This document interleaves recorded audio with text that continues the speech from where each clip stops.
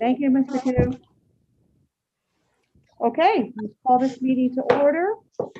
Welcome everyone to the City of West Miami Regular Commission Meeting, hybrid version. Today is Wednesday, February 17th, and it is 7:30 p.m. Madam Clerk, if you would read into the record the instructions for joining our meeting via Zoom, please. Yes, Madam Mayor, good evening, everyone.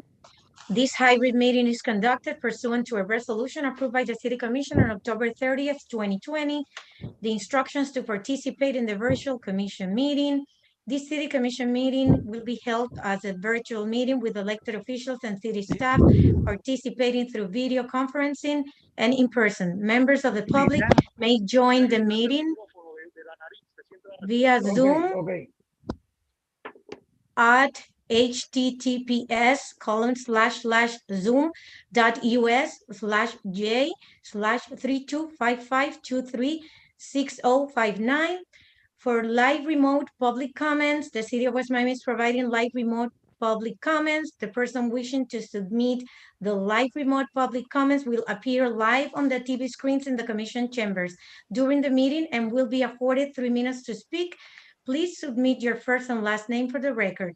The instruction to access the virtual commission meeting by phone: first dial any of these numbers within the United States to include 1-301-715-8592. When you connect, a machine will ask you for the meeting ID, then dial 325-523-6059, followed by a pound sign. Wait a few minutes until the host accepts your call and gives you access to the meeting. Thank you, Madam Mayor. Thank you, Madam Clerk. And as always, if you get a call or you see someone into the meeting, please let me know so that I may call upon them if they wish to speak. Okay, and this evening, Madam Manager, if you would be so kind as to lead us in the invocation, please. All right. Please rise. And let's bow our head this evening and thank the Lord for our daily blessings. Lord, we thank you for life itself. We pray for peace and healing. We pray today for faith as we commence our season of Lent.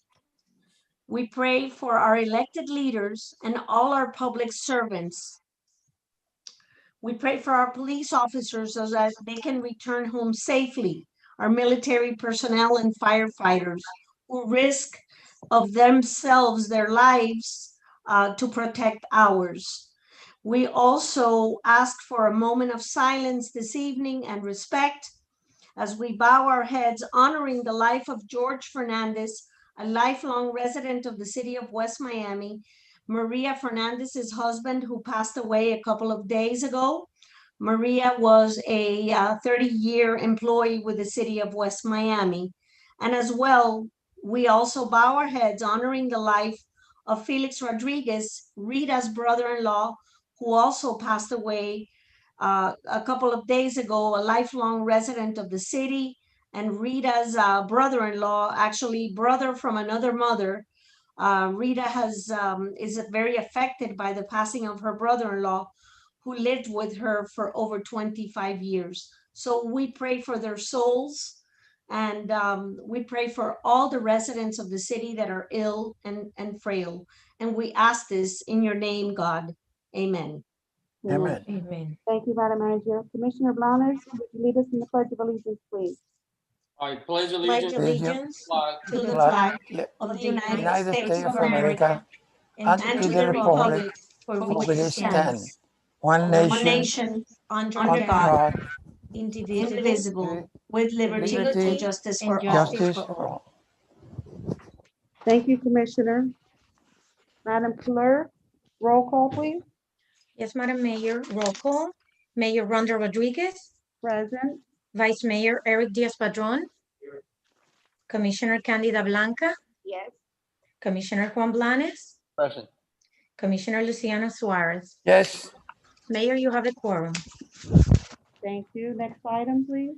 Item 4, presentation of minutes for approval for January 20th, 2021, Special Commission hybrid meeting. Motion. Second. Thank you. Are Call all the in vote. favor? Aye. Aye. 5-0, thank you. Item passes. Next item, Madam Mayor. Yes, ma'am. Item 5, public comments. I don't have any messages requesting public comments. If you see anybody, please let me know in case that I don't see it. Thank you. So as of this moment, no public comments, We Madam have Mayor. the pleasure of Elliot Asbo in attendance. Mr. Asbo, Elliot, any public comments during this time? And he's shaking, he said no, so we will proceed. Thank you, Elliot. Next item, Madam Clerk. Item 6, report of the city manager. Thank you, Madam Mayor, members of the City Commission. I don't have a written report, but I have a couple of items that I just want the record to reflect. First and foremost, today we congratulate Commissioner Candida Blanca on the birth of her granddaughter. Woo! Congratulations. Yes, her son and his wife had a baby girl, and she's absolutely beautiful. So, congratulations, Commissioner. The next thing on my report is I've been involved most of this week with the city attorney, and he may want to go ahead and report during his report. We've been involved in trying to chase the responsible party or parties in a matter that has been brought to your attention concerning the damages to the public right-of-way by a contractor hired by Comcast, and I'll yield to the attorney when the time comes. I think that he should be the person, giving you a summary, if you would, of what we have done all week. Additionally, today I had a conference call with the West Miami Community Center Director, Evelyn Paz. We contacted the caterer. We have noticed that the meals have declined a little bit. And from time to time, it takes a phone call, sort of ask them to regroup. I understand that there have been challenges by major food distributors to supply food to these catering companies. And as such, I have been presented with some comments by different members of the community for the last couple of months on quantity, quality, presentation of meals. And so we had a really meaningful conversation. And next up tomorrow, we're going to have a conversation with the dietitian to see if there's anything to do that she can do to help us sort of reinvent those menus for as long as they comply with the Alliance for Aging standards and all the nutritional values that need to be met. So we are working diligently with the Alliance for Aging. I also want to report that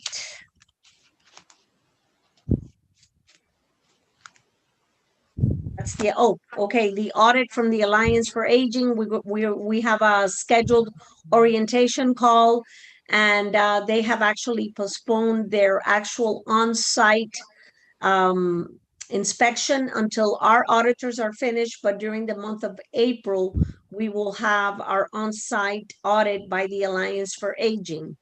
Our auditors are concluding their field work in connection with the fiscal year ended September 30th. They will be compiling all the information, issuing a draft report to management. We're going to go over the issues that they report, and we'll probably see them making a presentation the second meeting of April. So I just want to report that we have been working with all these compliance issues diligently so that we can meet all the deadlines. That concludes my report. If anybody has any questions, please feel free to ask. Thank you, Madam Manager. And before we go on to the report of the attorney, when you said that you were going to talk about that item, isn't that already an item on the agenda? Isn't that item F on the agenda, or no? Yes, actually, yes, Mayor, I stand corrected. So we'll wait until that item comes up in the report, and Mr. Villalobos can give you a brief summary of, what he's been involved with, what we have been involved with. Perfect. I'll leave it up to the attorney, but yeah, I know, I wanted to be sure that was the same item that I was. Yes, Okay. that is the same item, Madam Mayor. All right, when I will leave it up to our esteemed attorney as to when he wants to report on that. Thank you. Next, any questions for the manager on her report? Oh, I have one more, if I may just report verbally. The major, the chief, Lieutenant Valencia and I have been working diligently with Waterton, the company, the missing piece to the puzzle, the company that manages the buildings on 67th Avenue. I will be issuing a written report on this, but I wanted you to know that we had an excellent conversation with them last week.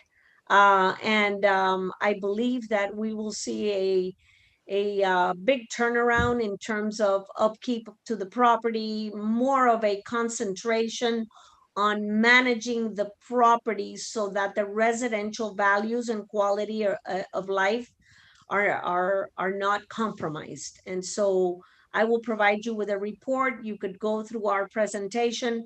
I did an opening presentation. The major prepared a PowerPoint. Mr. Pena and Mr. Garcia were involved. And I think that they were really called on the carpet. And I believe that on their end, because we've been getting emails from them, and the major will tell you his officer, his NRO officer is already working with the building management team. I think we're going to see a lot of cooperation moving forward. Pete, if you want to echo that or add in case I've left something out. Oh, Madam Manager, you're correct. I believe that it was a very productive meeting. And I think this is all about communication between both sides, between the management company and the police department and the city. And I think that was accomplished, to echo your thoughts. Thank you.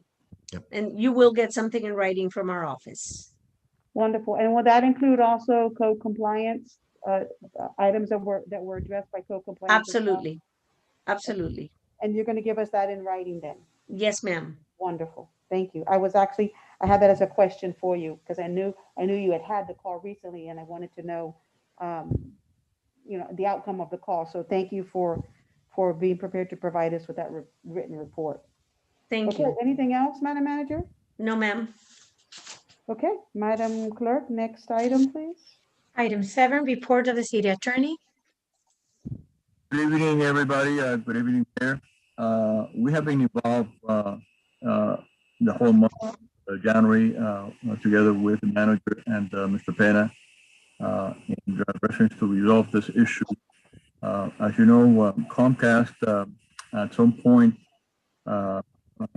contracted with a company by the name of Forefront Communications LLC to do certain work within the city of West Miami. Forefront Communications subcontracted to another company by the name of Underground Specialties Incorporated, which in turn again subcontracted to a fourth company by the name of Streamline Synagry. So this happened 2 years ago. Paperwork archives, people change. There are 3 at least insurance adjusters involved.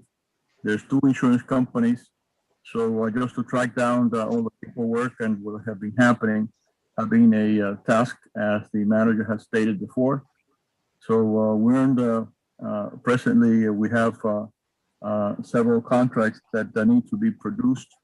One between Comcast, the Forefront, and the other one from Underground facility to Streamline.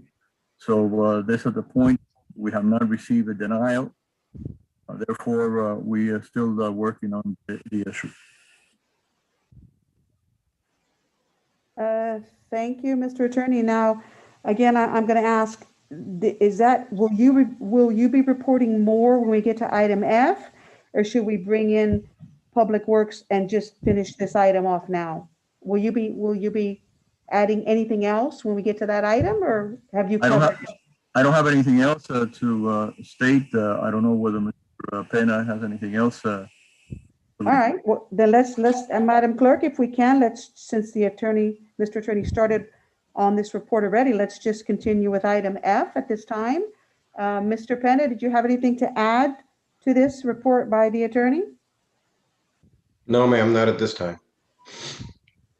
All right, so Mr. Attorney, what happens next? Are we going to wait another, how much longer are we going to wait before we apply even more pressure? 2 years is a long time. Why How much longer do you anticipate that we cordially ask them for our money?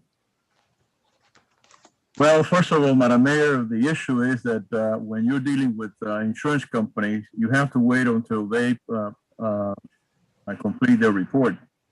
This is something that happened 2 years ago, was discovered last year in August. So therefore, investigations have been ongoing. And I say it again, there's nothing to pressure more than we have. We have been in almost daily communication with either one company or the other, including the insurance company. Is that a fact, Madam Mayor, Madam Manager? Yes, sir. So therefore, there's nothing much more that we can do at this point, except keep on the pressure that we have been exerting presently. I guess I have another question. You mentioned that we're dealing with, or the manager mentioned, the subcontractor of the subcontractor of the subcontractor. We're like 5 levels in. Why aren't we just going straight to Comcast? Why are we dealing with all the subs when it's Comcast's responsibility, correct? Comcast, as any other company, have insurances. Report the damage to the Comcast, and Comcast reports to the insurance companies. The insurance companies appoint investigators or adjusters, and they have to do the work. So we have done that. So it isn't that we have not gone to Comcast. In fact, I think that Mr. Pena, correct me if I'm wrong, Mr. Pena, I've been in communication since the inception of this with Comcast. So there's nothing much more that we could do at this point with the companies. We're dealing with insurance companies. So this is what we have to do now. Like, so from what you're hearing, how much longer do you anticipate or expect this process to take? We don't have any anticipation at this point, Madam Mayor. If we wish that we had that information, but until and unless the adjusters complete the report, the insurance companies have a responsibility to their principals, in this case to Comcast, to Forefront, to Underground, and to Streamline. So this is what is happening presently. What's the amount of money we're talking about? Remind me, Madam Manager. $130,000. Nice. We could sure use that money. Yes, I have Mr. Asbell wishing to speak. Yes, sir. If you could come to the podium and state your name and address, and feel free to opine.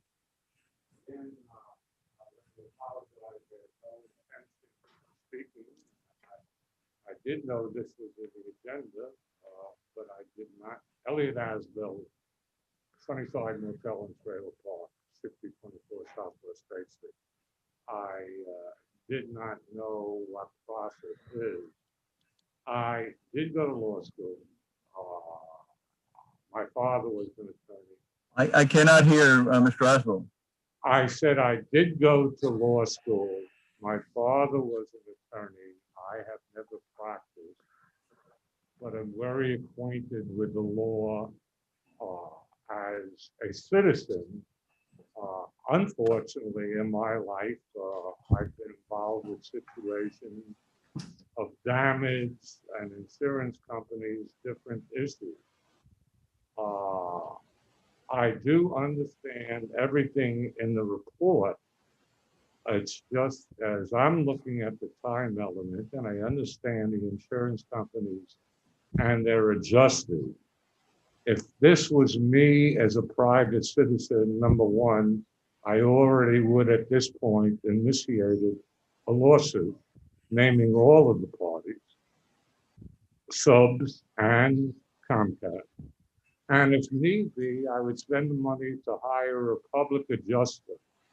Anyone, including counsel, knows these advertisements time and time again with plaintiff attorneys taking to task after initial offers, which you have not reported, as I went to the meeting, I believe last meeting was canceled, so I believe it was the meeting before that.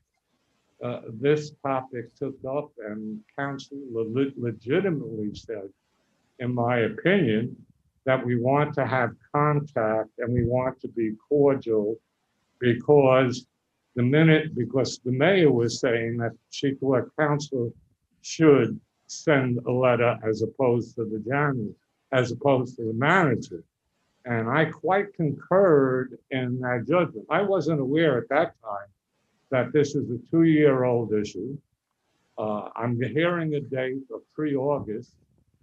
I'm hearing no communication. I'm hearing a statement that we have to wait for the insurance company adjusters to finish their inspection or whatever. In my mind, they've had enough time. I know that no one likes to spend the money of litigation. A successful party can sue to be reimbursed for litigation.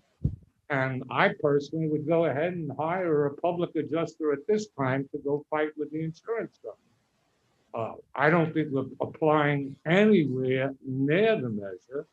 And I think the more we're putting it off, the more we're holding our breath and the more difficult it's going to become. So I see ourselves at a standstill.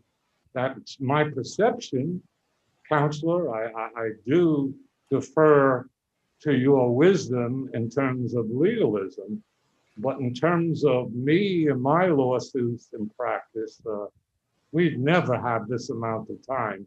I might lose in court, but we would never have. And I do understand that COVID, is closing down the court. But filing has been permissible for over the last year and a half. I think at the very least, we should be filing a lawsuit at this point. Thank you, Madam Manager. Thank you, Elliot. Your input is always appreciated. Thank you, sir. Anyone else have any questions for the attorney? Madam Okay. Mayor, Yes, ma'am. may I comment? And I discussed this with Pepe briefly with our city attorney this afternoon. We are also going to put in a call to the insurance company for the city of West Miami, to the Florida Municipal Insurance Trust, to see if there is anything that they are going to become involved with if there were to be any kind of litigation. So before Mr. Villalobos proceeds legally in any fashion, I think we should dot all of our I's and cross our T's. And Elliot brings a world of professional experience and business-minded person, but I think the city needs to cautiously check with the insurance company as well to see if there's any coverage out there for us. Thank you, Madam Manager. Madam Yes, Manager, Elliot Asbill again. I've heard what you say, and I understand the reasoning behind it. Again, looking at the time element, if in fact there is no allegation, which I haven't heard, that the city itself was contributory negligence, I personally feel, yes, you can go to the League of Cities. You can go to whoever you want. You can also go to the State Insurance Commission in terms of leverage. I think the insurance company is acting inappropriately and not expeditiously and not in good faith. And I believe you can do everything you just said, Madam Manager, but I'd file a suit yesterday. Thank you, sir. Thank you, Elliot. Okay, anyone else on this item of the report of the attorney? Okay, upon hearing no one, Madam Clerk, next item on the agenda, please. Yes, Madam Mayor. So this discussion covers item 11F, which is the report by the Office of the City Attorney and Director of Public Works in reference. Right, let's go back to the order of the agenda, please. Yes, to damages to sewer line on Southwest 62nd Avenue and 10th and Terrace. Yes, So ma'am. that item has been covered. Going back to the original order of the agenda, item 8, report of the city engineer. Good evening, Madam Mayor, Commissioners. The only report I have today is regarding the water project. I believe we have an item on the agenda that I have some input in later on, but on the water project, I received a report this morning from our construction managers. The project is progressing on plan, actually a bit ahead of plan. We've just completed 58th Avenue south of 12th Street, between 12th Street and 15th Street. That was completed, pressure tested, and then moving on to the north segment of 58th Avenue. So we should be out of the major pipe works within the next 2 weeks. They should be done with that segment. And then we'll be moving into the final stage of the water project, which would be the rear services and converting all the water meters over. And then after that will be the final restoration of all the roads. So we probably still have about a month and a half, maybe a little bit more on some of the closeout items. But the project's progressing to plan. No major issues so far. And I could take any questions on that. So, Mr. Alonso, you're saying in about a month and a half, this first initial project should be done, completed. So, Yeah, maybe a little more on some of the punch list items, but all the major work should be completed within the next month and a half. so I guess I'm wondering, after that, obviously, Madam Manager, I guess it'd be a question for you. And I'm glad that our legislative consultants are on here. We have to wait to get more money to go on to the next phase, correct? Exactly, Okay, so That's right. exactly.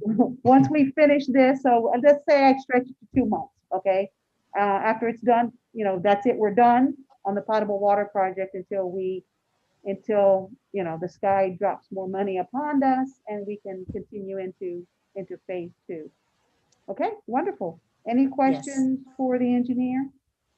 Madam Mayor, if I may, and this will be a good opportunity to ask Jonathan and Mario to go back to Tallahassee tomorrow morning and tell our lawmakers that we're almost done with the first phase, and we've got progress pictures. Actually, I think Mario and Jonathan, I may have shared a flyer with you that we put out. I think we're going to go ahead and take some new pictures of the current version of the project and put some expectations as to when we'll be done. I think pictures speak loud and clear of what we're capable of doing in such a difficult moment in time, but with a well-managed project. And Madam Manager, from conversations with Jonathan and yourself, I know we shouldn't expect anything from Tallahassee this year on water because of all the COVID challenges and financial burdens. So I mean, I'm okay with that. I'm not expecting, we were gonna ask, but I know that, I can't have my hopes so high because it looks very dreary, and I'm sure that's what they're gonna tell us when we get to their item. But I just wanna be sure, like you said, when they go, we kept up our end of the bargain. We promised Tallahassee, we promised all those people that were working hard for us that we would get that money in the ground really quick, and we did. So I hope, that showed good faith on our part, and keep our fingers crossed, but I know not to expect much, and we'll talk more about that when we get to your item, Jonathan and Mario. Okay, wonderful. Frank, is that it for you? Yeah, I have nothing further at this moment. Like I said, I think there's another item for discussion later on, but Okay, we'll deal with that. we'll get there. We'll talk about that when we get there. Okay, next item, Madam Clerk. Item 9, committee reports. Report of the mayor. I don't have anything. I had some things I was going to talk about, but we'll talk about it when we get to A, because it's about legislative stuff as well, and things that are going on with the shared vacation rental and all that. So we'll talk about that. So I don't have a report. Any other committee reports? I don't hear any. Madam Clerk, next item, please. Item 10, unfinished business, none this evening. Item 11, under new business agenda items, item 11A, report by the Office of the City Manager and our legislative consultants in reference to modification to the funding request for the 2021-22 legislative appropriations by City Manager Jonathan Kilman and Mario Bailey. And Mr. Bailey, we apologize, we misspelled your last name. Has been corrected for the record already. It is okay, trust me. All right, gentlemen, the floor is yours. Take it away. Well, Mayor and Commissioners, it's a pleasure to be with you. We have been, as you know, coordinating closely with Yolanda on doing our best to position the city in what you already framed as a difficult year in Tallahassee. It is a strange year. First and foremost, not usually reporting to you from a bedroom in a house in Tallahassee, but we're all making do the best that we can. One of the things I should mention to you is sort of just the framework of how Tallahassee is operating right now. For the most part, lobbyists are not actively engaged in the Capitol in the way that we normally are. We're meeting with members of the House where we're being escorted to their offices, and then we are escorted outside of the building. Meetings in the Senate are almost not happening at all inside the Capitol building. And so meetings are happening sort of around Tallahassee intermittently. A lot of it's happening over the phone or by Zoom. But the normal interaction of the typical cadence of lobbying on behalf of clients in the Capitol is simply not happening at all. And there's no expectation that that's going to change throughout the entire legislative session. That said, we've been in very active contact, both in person, over the phone, Zoom, et cetera, with all the people that are relevant to your issues. Mayor, I appreciate that you are appropriately managing and hopefully based on our feedback, managing expectations. But that said, we've already met with the relevant subcommittee chairs in the House and Senate about your appropriation request and made those asks known. That's Chair Albritton in the Senate and Chair Tomkow in the House. We've also met with the lead appropriation chairs in each chamber, and we're working very closely with your representative and senator as well. And so while I do think it's important to manage expectations, I also want you to know that as the budget outlook evolves, if additional funding is available, which very well could happen as the session progresses in these various silos that would fund water projects, that we've positioned you, we believe, as well as you can be, to be in line to get some funding. We know that you've delivered on your part of the deal, and we've told that story to all of the relevant people up here. I would also just, one other thing I want to mention is as it relates to the Alliance for Aging, we are aware that the line items in what are typically a fairly standard recurring budget item that funds, some of that funding goes to the city of West Miami. We have been in contact. I even spoke today again with Senator Garcia. She's a new senator, but been very active, very aware of your issues.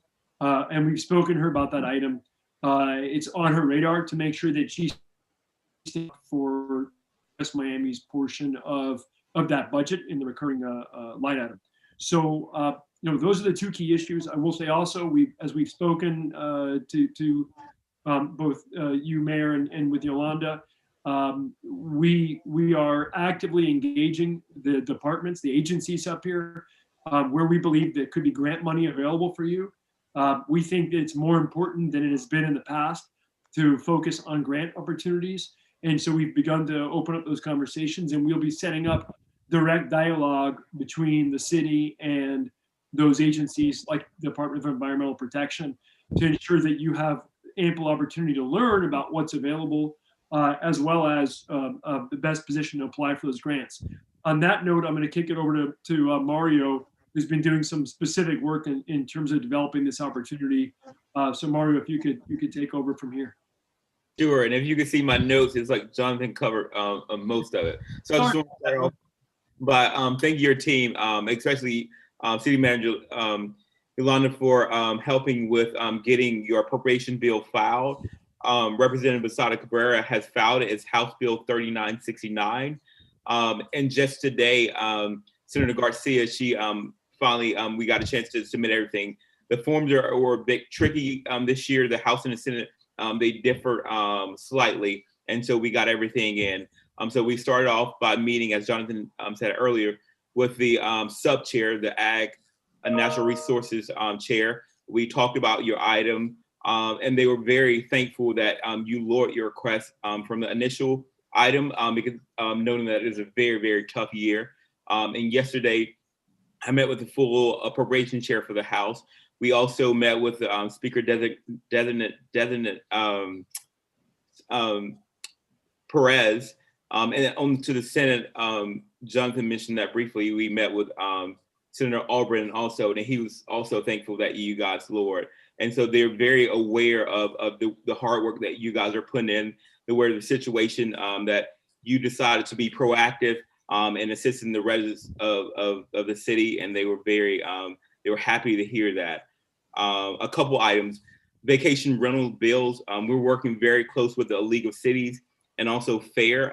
FAIR, they meet every Wednesday. The bill, it moved in the House last week and the Senate this week. It has been amended. In the House, it was a 10-7 vote, which was closer. In the Senate, it was a tougher vote. It was 6-3. And so we are engaging, and we're also working with a lot of different associations to make sure that we do a hardcore press. Jonathan mentioned the Alliance for Asian, and I think that's mostly it. We've also have been reaching out to the different agencies. We expect a call next week with the Secretary of DEO and the City Manager about different grant opportunities.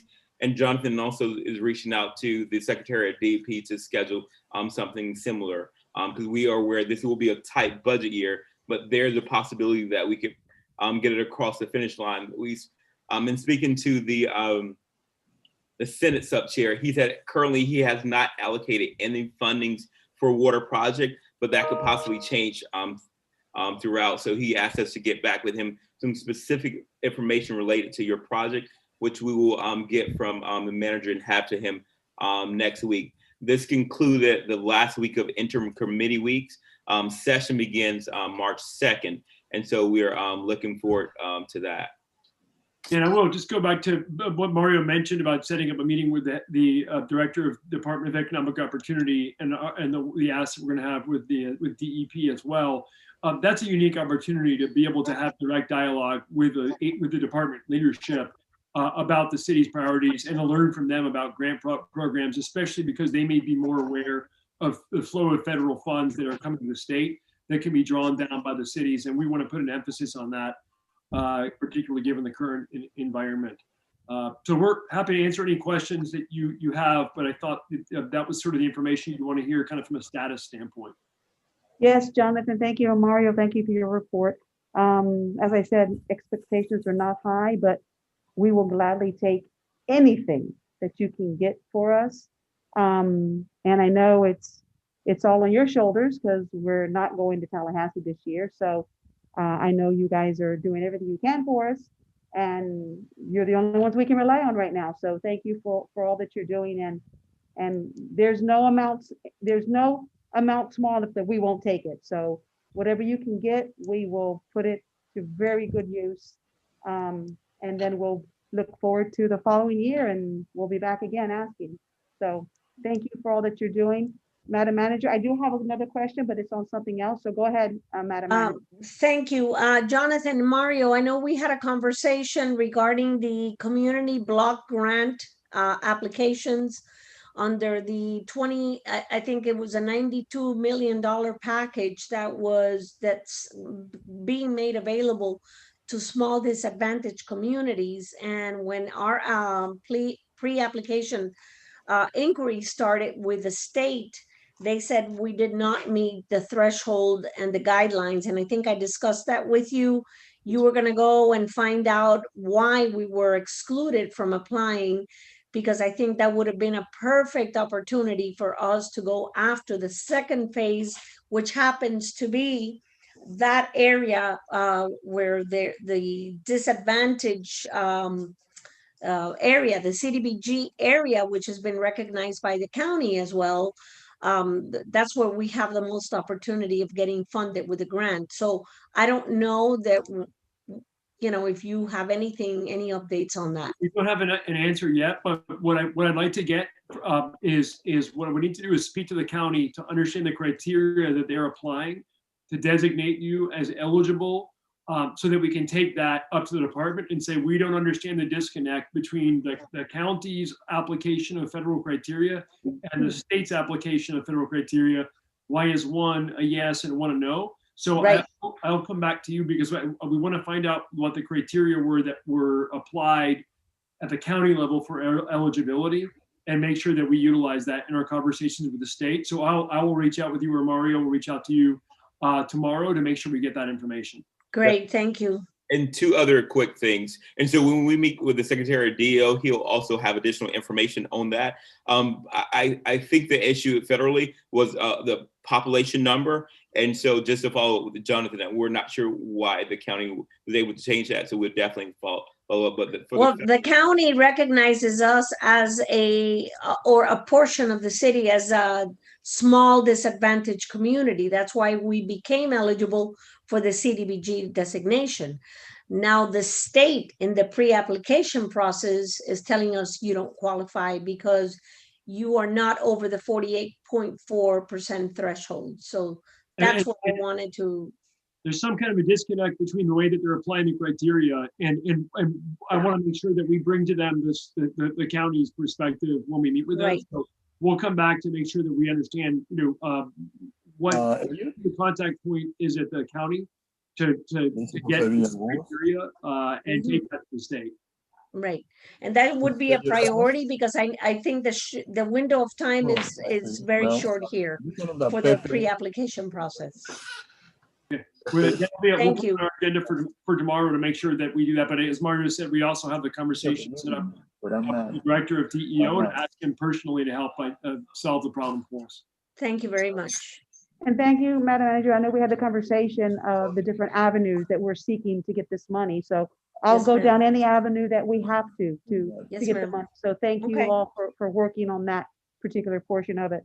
And Mario, thank you for addressing the short-term rental preemption. We've been, we haven't changed, how our feelings on that. So thank you for working on that for us. But I do have a question, if you may or may not know, I've been trying to follow also House Bill 403, the home-based business preemption. Is there anything you can tell me on that? Where the state's trying to preempt our licensing of home-based businesses? Have you heard anything on how that's going, or can you add anything to that? It's House Bill 403, home-based business, and if you don't, I can check in with you in a couple of days and bring me up to speed on that, because I'm very interested in that as well. So it's House Bill 403, home-based businesses preemption. Sure. So the House version, it has not moved in its first in any committee's reference. We have added it to an item that we're closely monitoring. The Senate version, Senate Bill 266, it also has not moved from its first committee of reference. And we are monitoring those very closely. And it's one of the items that we are tracking for you. I will say this about those two bills, though. The House version only has 2 committee references and the Senate bill has just 3.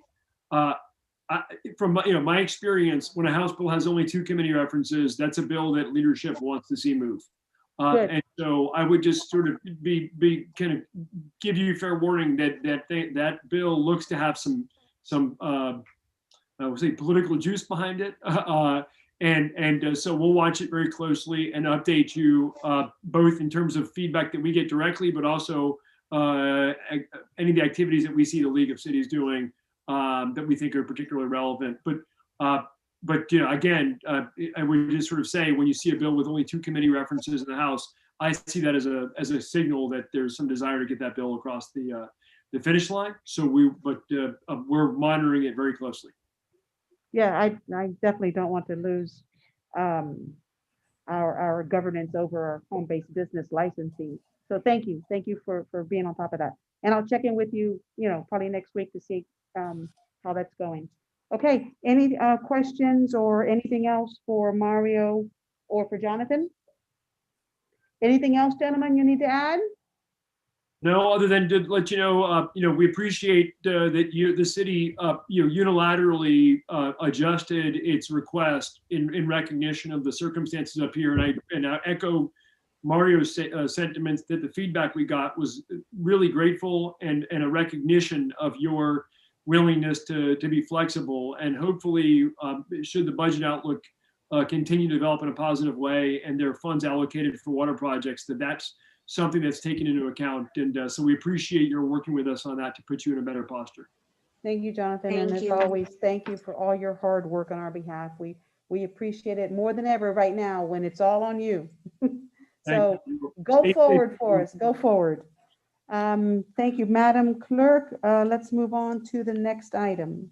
Yes, item 11B, a resolution of the Mayor and City Commission of the City of West Miami authorizing the city manager to instruct the city's legislative consultants, Converge Government Affairs of Florida, Inc., to support and seek funding through legislative appropriations to the state of Florida agencies for grants, opportunities, or other programs that could potentially fund projects for the City of West Miami for the upcoming 2020-2021 legislative session, understanding the challenges that have risen to COVID-19 and this global pandemic, providing for effective date.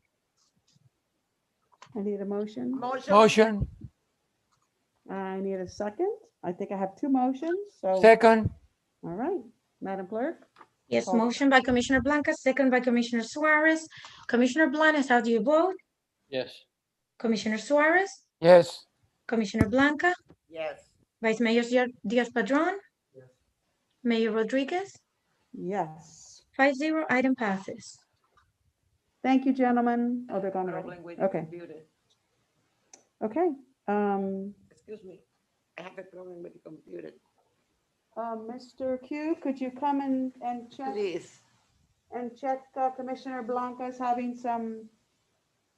It says Zoom quit unexpected. Okay, hold on, I got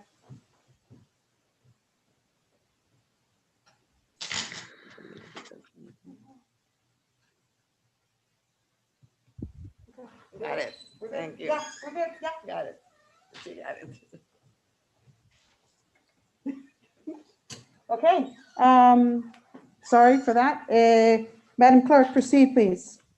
Yes, item 11C, resolution of the Mayor and City Commission of the City of West Miami authorizing the city manager to execute a lease agreement with MKS Automotive for the lease of property owned by the City of West Miami located at 1811 Southwest 67th Avenue, West Miami, for a period of 3 years commencing on October 1st, 2020 and ending September 30th, 2023, providing for effective date. Madam Mayor, if I may, and Madam Clerk, I have not heard back from the tenant in this case. I know that she had some things earlier this week that she was not able to review the lease. So I would encourage for you to defer it till the next commission meeting. I want to make sure that she reads the proposal, that we go through it. Mr. Villalobos assisted us with the preparation of this amended lease. And as you all know, the business owner has experienced some very trying and personal difficulties. And we just requested we give her another meeting before, so that she can agree to the terms and conditions before you pass your resolution and authorize us to continue in executing the lease proposal. Is there anyone opposed to deferring this item to the next agenda? I have no one opposed, Madam Clerk, so we will defer item C. Thank to you. the next meeting's agenda. Thank you. Yes, Madam Mayor. Next item is item 11D, a resolution of the Mayor and City Commission of the City of West Miami authorizing the city manager to execute a grant agreement award contract between the State of Florida Department of Transportation and the City of West Miami to provide for the department's participation in funding to the City of West Miami for the specific, measurable, achievable, realistic, time-specific, smart plan on-demand service in the amount of $60,000 as further provided in the project description and representations attached hereto as composite Exhibit A, providing for severability and providing for an effective date. Thank you, Madam Mayor and members of the City Commission. Before you vote on it, this resolution would basically authorize my office to accept a grant in the amount of $60,000 with the expiration dates as described by the clerk, and as a contribution, if you would, for the city's on-demand freebie service that we are providing as part of the half-cent penny tax. And the purpose of the agreement is to provide additional funding for the department's participation and provided to the city of West Miami for the operation of the SMART plan, which basically addresses connectivity issues and getting drivers off the road more so, and encouraging them to use public transportation. So we propose that that you authorize us to accept the grant money and that we use it in a 2-year period cycle, because it it lessens the expense that we have to budget for our existing freebie service. And what I would propose that we do is that we utilize 30,000 in year 1 and 30,000 in year 2, which reduces our portion on the expense side. Wonderful. And obviously a grant is free money. It's not a loan, it is free money. So we will never turn down free money, especially this is going towards our newest endeavor, which is freebie. That is working wonderfully. I continue to hear great things about it. So I need a motion. Do we have any questions for the manager on this item? Motion. I have a Second. motion by Commissioner Blanca, Second. second by Commissioner Suarez. Madam Clerk? Yes, Commissioner Blanes, how do you vote? Yes. Commissioner Suarez, Yes. Commissioner Blanca, Yes. Vice Mayor Diaz-Padrón, Mayor Rodriguez, Absolutely, yes. 5-0, item passes. Thank you. Thank you. Next item, please. Yes, item 11A. Item 11E, I'm sorry. A report by the Office of the City Manager and City Engineer and follow up on the letter received by Miami-Dade County Public Works on street signs and removal of stops at traffic circles by City Manager and City Engineer.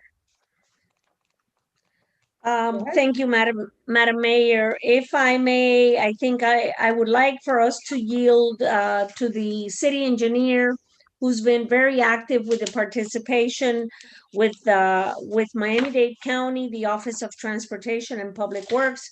We also have Darlene Fernandez with us from the county. She's the Assistant Director for Traffic Services. As you all know, on January 22nd, the department issued a letter to my office advising us that there were 7 identified traffic circle locations within the city that did not comply with the Federal Highway Administration manual on the uniform traffic control devices, citing some deficiencies in our signage, and the deflections with the circles. So I'd like to see if you would authorize Frank Alonso to give you a summary of what the letter represents, what the city is being asked to do. We did participate at their request in a Zoom meeting with our city attorney and our Director of Public Works,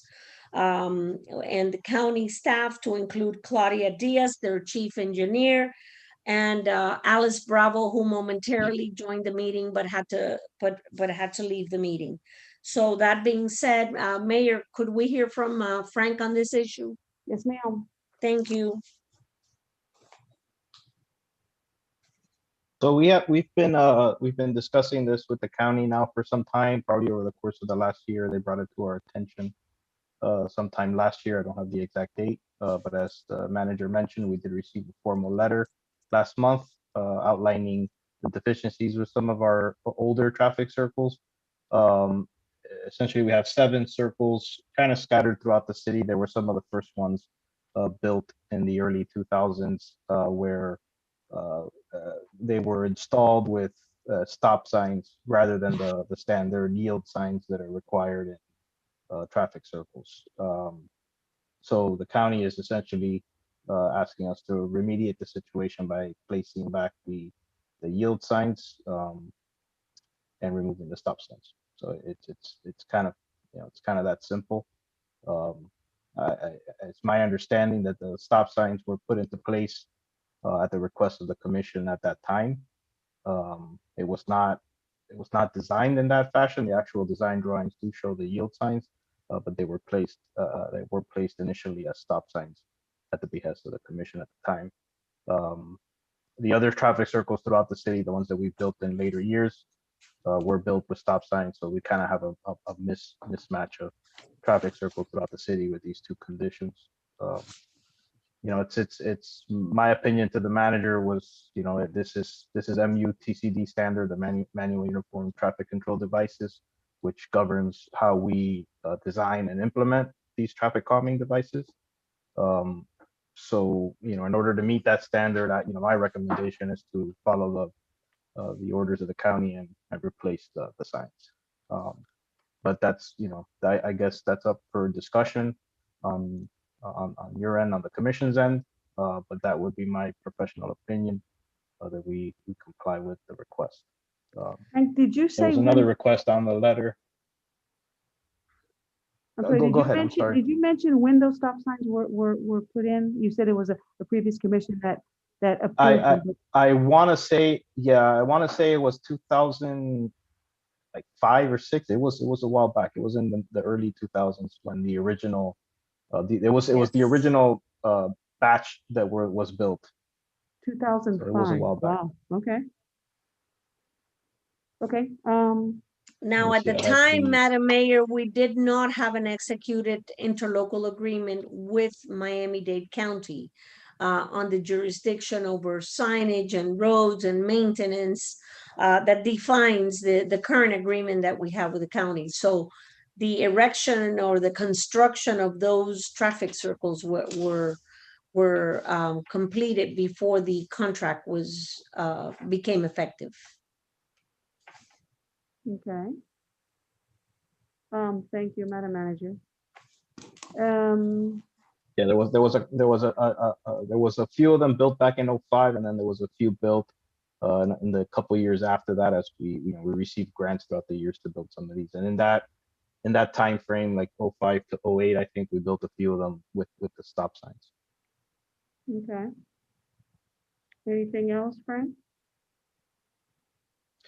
The other item on the letter was regarding residential parking signs. They brought to our attention some signs that were installed along some of the arterials, which have been remedied. Those were removed. There was also some discussion in our meeting regarding some of the residential parking signs that we have throughout the city. So we were going to do kind of an inventory of what we have and just make sure that those signs are not placed in areas where they're not supposed to be, such as some of the near the intersections and things like that, where we don't want cars to be parked. So we have not performed that yet, but we will do that and inventory those signs and ensure that they're in compliance. But the major ones along the arterials have been addressed. Okay. Mr. Finn, anything from your department on this that you'd like to add? No, we're working with Frank to identify the no parking signs that are in the residential areas. Right, we were supposed to provide him, or are supposed to provide him with a map of the locations and actual pictures that depict the sign itself and some of the measurements for the signs. And I think that from the conversation we had, and Darlene, correct me if I'm wrong, I believe the issue of the residential parking signs would be something that would be, if they're not interfering with any, and because they're primarily in our inner roads and not on county right-of-way, it appears that these will be accepted by Miami-Dade County. That's what I understood from our conversation, Darlene. And I think you're nodding yes, so. Yes, that's correct. Okay. So, Madam Mayor, I'd like to just say that one of the questions that I raised in our recent Zoom meeting was, I wanted to know if there would be a possibility of appealing the decision of the county so that we would be able to keep the stop signs rather than moving forward with a replacement by erecting the yield signs. And the reason for that, and the major is on here, Our chief of police has emphatically on several occasions, and I think you've been involved, Mayor Rodriguez and other members of the city commission have been involved in conversations that Carlos Avila, our police chief, who's not with us this evening, but he believes emphatically that the stop signs are a tool, a safety tool, if you would, for pedestrians and for motor vehicle operators. And I've expressed those sentiments as well to the county, and I think the major can address those concerns as well this evening. I would very much like to hear from Major Delgado at this time, sir. Yes, good evening, Madam Mayor, Commissioners. So I think the manager, when she says that the chief emphatically, is against the removal of the stop signs, I think, that I could not agree more. So over the years, we got to remember when these were put in. We're talking about 2005, 2006 timeframe. And over the years, there's been a number of accidents in a lot of the yield circles.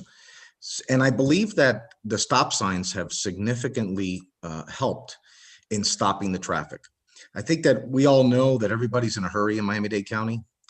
And, if you have a traffic circle with a yield sign, nobody really understands how to maneuver traffic circles anyway in Miami-Dade County, much like they do in Europe, where everybody understands traffic circles.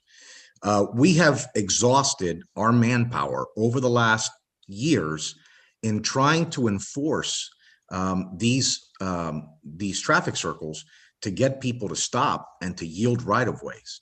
I can tell you that our traffic unit over the years has been tasked with details that have taken years and years and years. So my recommendation, as is the chief's recommendation, if it even means anything, is for these stop signs to remain, because it is really going to assist us in preventing a lot of the accidents or crashes that occur in our city. It absolutely means quite a bit. So thank you. Somebody needs to mute their microphone because it's creating feedback. Yeah, I can't tell who that is, but I'll keep an eye. Thank you, Major Delgado, for that. Do we have any questions? I do want to speak as well, but I want to see if there's any questions or opinions from the rest of my commission, and then Darlene, I will obviously open it up to you. Commissioner Blanes, go right ahead, sir. Yes, just to be clear, Miami-Dade County wants to remove the stop signs and wants to replace the stop signs with yield signs, right? Darlene, you can go ahead on that one. Thank you, Madam Mayor and Commissioners.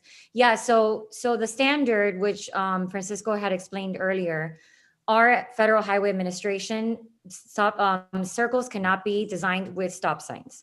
And the permit that was received by West Miami were for yield signs, which is as per the design for our standards. So I guess I just wanted to rephrase, it's not so much the county is wanting to do this out of us just asking you to do it, it's just because it's required as per design standards. Right now, the way it's designed, it's not the correct way for a roundabout to be designed. It's with yield signs. So yes, we have to bring these circles up to standard, which means the stop signs would have to be removed. Okay. Go ahead, Commissioner. All right. Darlene, this sounds to me like it's a bureaucratic issue, okay? And it deals with paperwork and it deals with permits. And it's got nothing to do with the quality of life and the safety of the residents. In a perfect world, we would probably be okay with the yield signs. But, it's not a perfect world. And, all kinds of bad things happen. And I think that it would behoove Miami-Dade County to rethink in trying to enforce this administrative issue. We can't even get drivers here in Miami-Dade County to use turning signals. we can't get them to drive, not to drive slow on the left lane of our major highways. You know, we can't get them to do certain things that are so easily done. So I think that anything done by Miami-Dade County that would have an adverse effect on the quality of life and the safety of residents, I think that it needs to be rethink. You know, like the major said, you know, I don't think anybody, well, I take that back. Not the majority of the people here in Miami-Dade County know how to use the proper use of the traffic signals. They just don't. And not long ago, we had a very, very bad traffic issue in an area of Miami-Dade, of the city of West Miami, involving a traffic circle where there were, you know, many incidents, you know, where cats were run over, dogs were run over, people almost were run over, you know, and if not for the stop signs, our police department would have not been able to address that issue. They addressed it, and sure enough, you know, there was some positive outcome out of it. So anyways, I hope that, you know, that you can do something about it, you know, and give it some thought. Okay. You know, So- this is an administrative, you know, it's paperwork. It's not related to doing anything good for the community. It's just to, you know, for you bureaucrats just to say, okay, all right, we got it right. But you know what? Not necessarily, because, you know, that does not give the residents, you know, better quality of life and safety. Okay. you, So Commissioner. let me talk a little bit. It's not so much paperwork, and I want everybody to understand that on this call. As an engineer, there's laws and rules that we have to abide by the same way, and I believe your Major Delgado can attest to that. There are rules that limit me on what I could do, the same way it limits others as an attorney or in whatever profession you're in. Unfortunately, you know, to put in a stop sign is something that has to meet a certain criteria. Right? You can't have both. It's either you have a traffic circles with yield signs, or you have an intersection that qualifies for a four-way stop, which we don't even know if this location qualifies, because I believe Francisco hasn't done that analysis yet. So there's two issues here. I just want to separate both. One is the design of the circle is not done as per standards. This is not about paperwork or bureaucracy. It's about the Federal Highway Administration, our manuals, and our rules when you go to design a roadway, right? That dictates, do we do a road 10 feet, 11 feet, 12 feet, how big our parking space is supposed to be, and they have also rules on how roundabouts are supposed to be designed. That's one issue.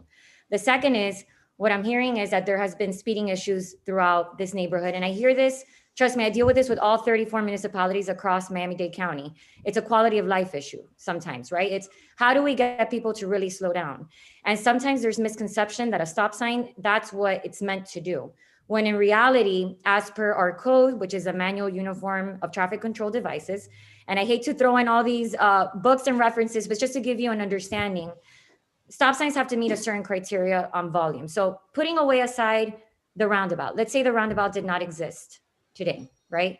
And you tell me there's an issue at this intersection and I want to see if we can convert it to a four-way stop, right? That has to go through a criteria through the MUTCD and check off and make sure, do you meet the volumes? Because what happens is the MUTCD is very, very specific on an installation of a stop sign, meaning that all roadways have to meet a certain amount of volume, right? You can't have, for example, on a main avenue, I'm just gonna grab 62nd Avenue. And let's say you have 50,000 cars a day, and then you have this side street that only has 100 vehicles a day. All of a sudden you place these four-way stops, which weren't approved through the MUTCD. You install them, and then now you're giving a false sense of security because most likely, like you said yourself, you don't have enough manpower at all to be able to be sitting at an intersection every day to make sure people are complying with even an all-way stop, right? So people are going to be taking the stop sign because when you have 50,000 vehicles that are overpowering a corridor, they tend to take the stop sign, which then creates other safety issues. So the MUTCD, when it was created, which is something we follow, by the way, it's not just Miami-Dade County, it's not the state of Florida, it's national. It has to meet, it's uniform to meet certain criteria. So at this location, I can't say that, and Francisco, correct me if I'm wrong, that you guys have done an analysis as a standalone 4-way stop. It's something that can be looked at if it hasn't, and it could maybe meet it. You just can't have the roundabout plus the 4-way stop sign. Another thing that I discussed with Yolanda in our previous meeting, and that was that the roundabouts, the way they were designed, I believe there's a lot of corrections that could be made to really act the way they're supposed to act, which are with the curbs on the corners, bringing them in a little bit more. It forces actually people, instead of zooming through a roundabout, to actually take their time and slow down. Obviously, that costs a lot of money, and I understand that's something that is not in the budget to fix at this time at those 7 circles. It's just that we got to bring it up to standard. And it's, trust me, if I can say my standards allow me to put a stop sign with a roundabout to address your issues, I would be more than happy to be the first one assisting you guys to make that happen. It's just our standards don't allow me to do this. And I've had other cities, not just West Miami, that we've had the same exact issue. And some are not just roundabouts, it's illegal stop signs have been placed countywide.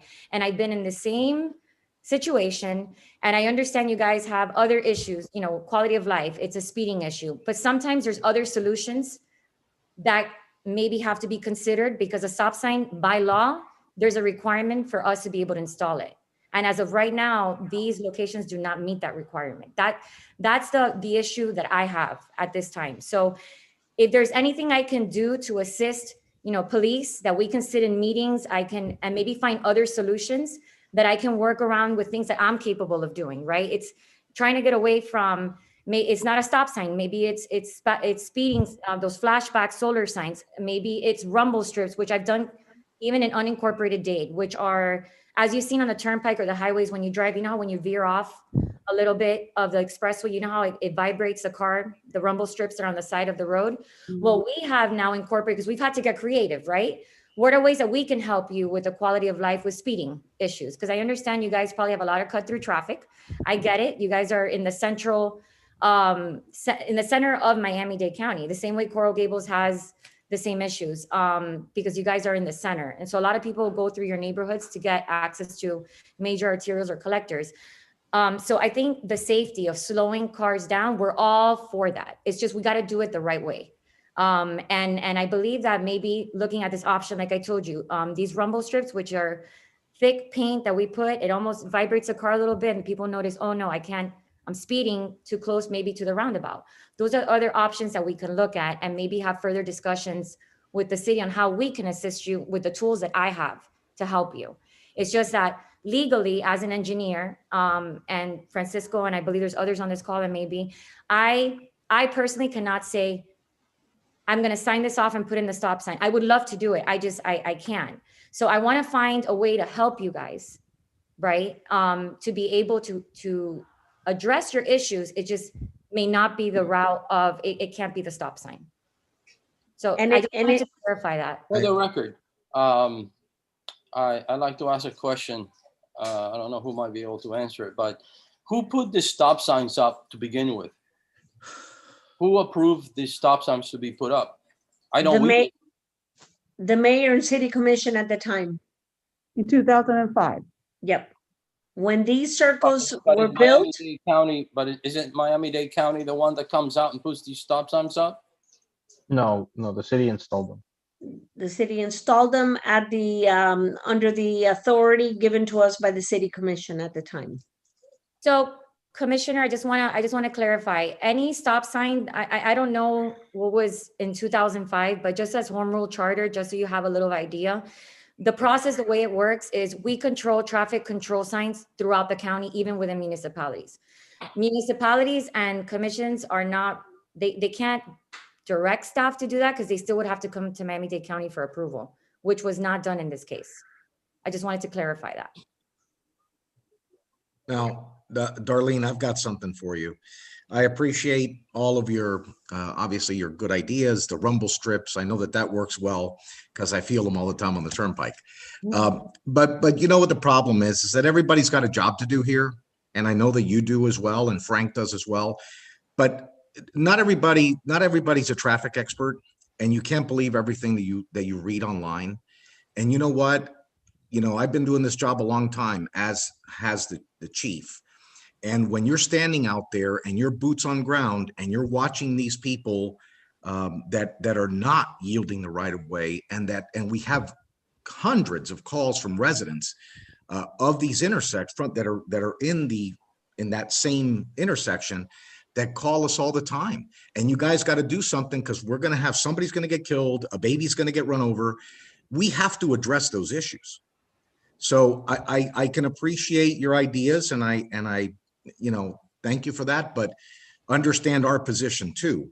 Everybody here has a job to do, and not everybody on this call is an expert in traffic enforcement. And I agree with you. Like I said, this is not my first time. I get it. I am not, I hate to be, I don't want anybody to think that the county's here to be the big bad county. We're being bureaucratic. We just want to rip everything away. It's not that. It's just, like you said, you have a job to do. I have a job to do.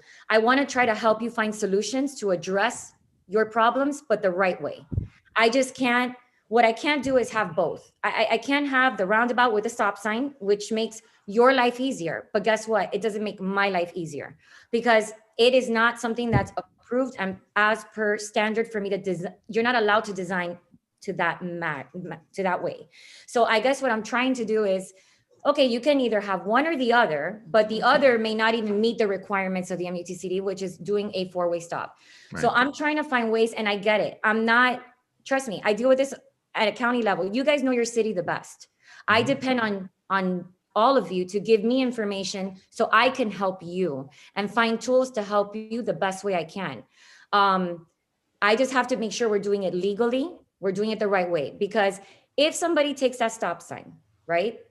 You have your issue, right? With the yield to right of way and people not obeying it the way it should, which I think driver behavior is a huge component nowadays because of the texting and not paying attention to the road.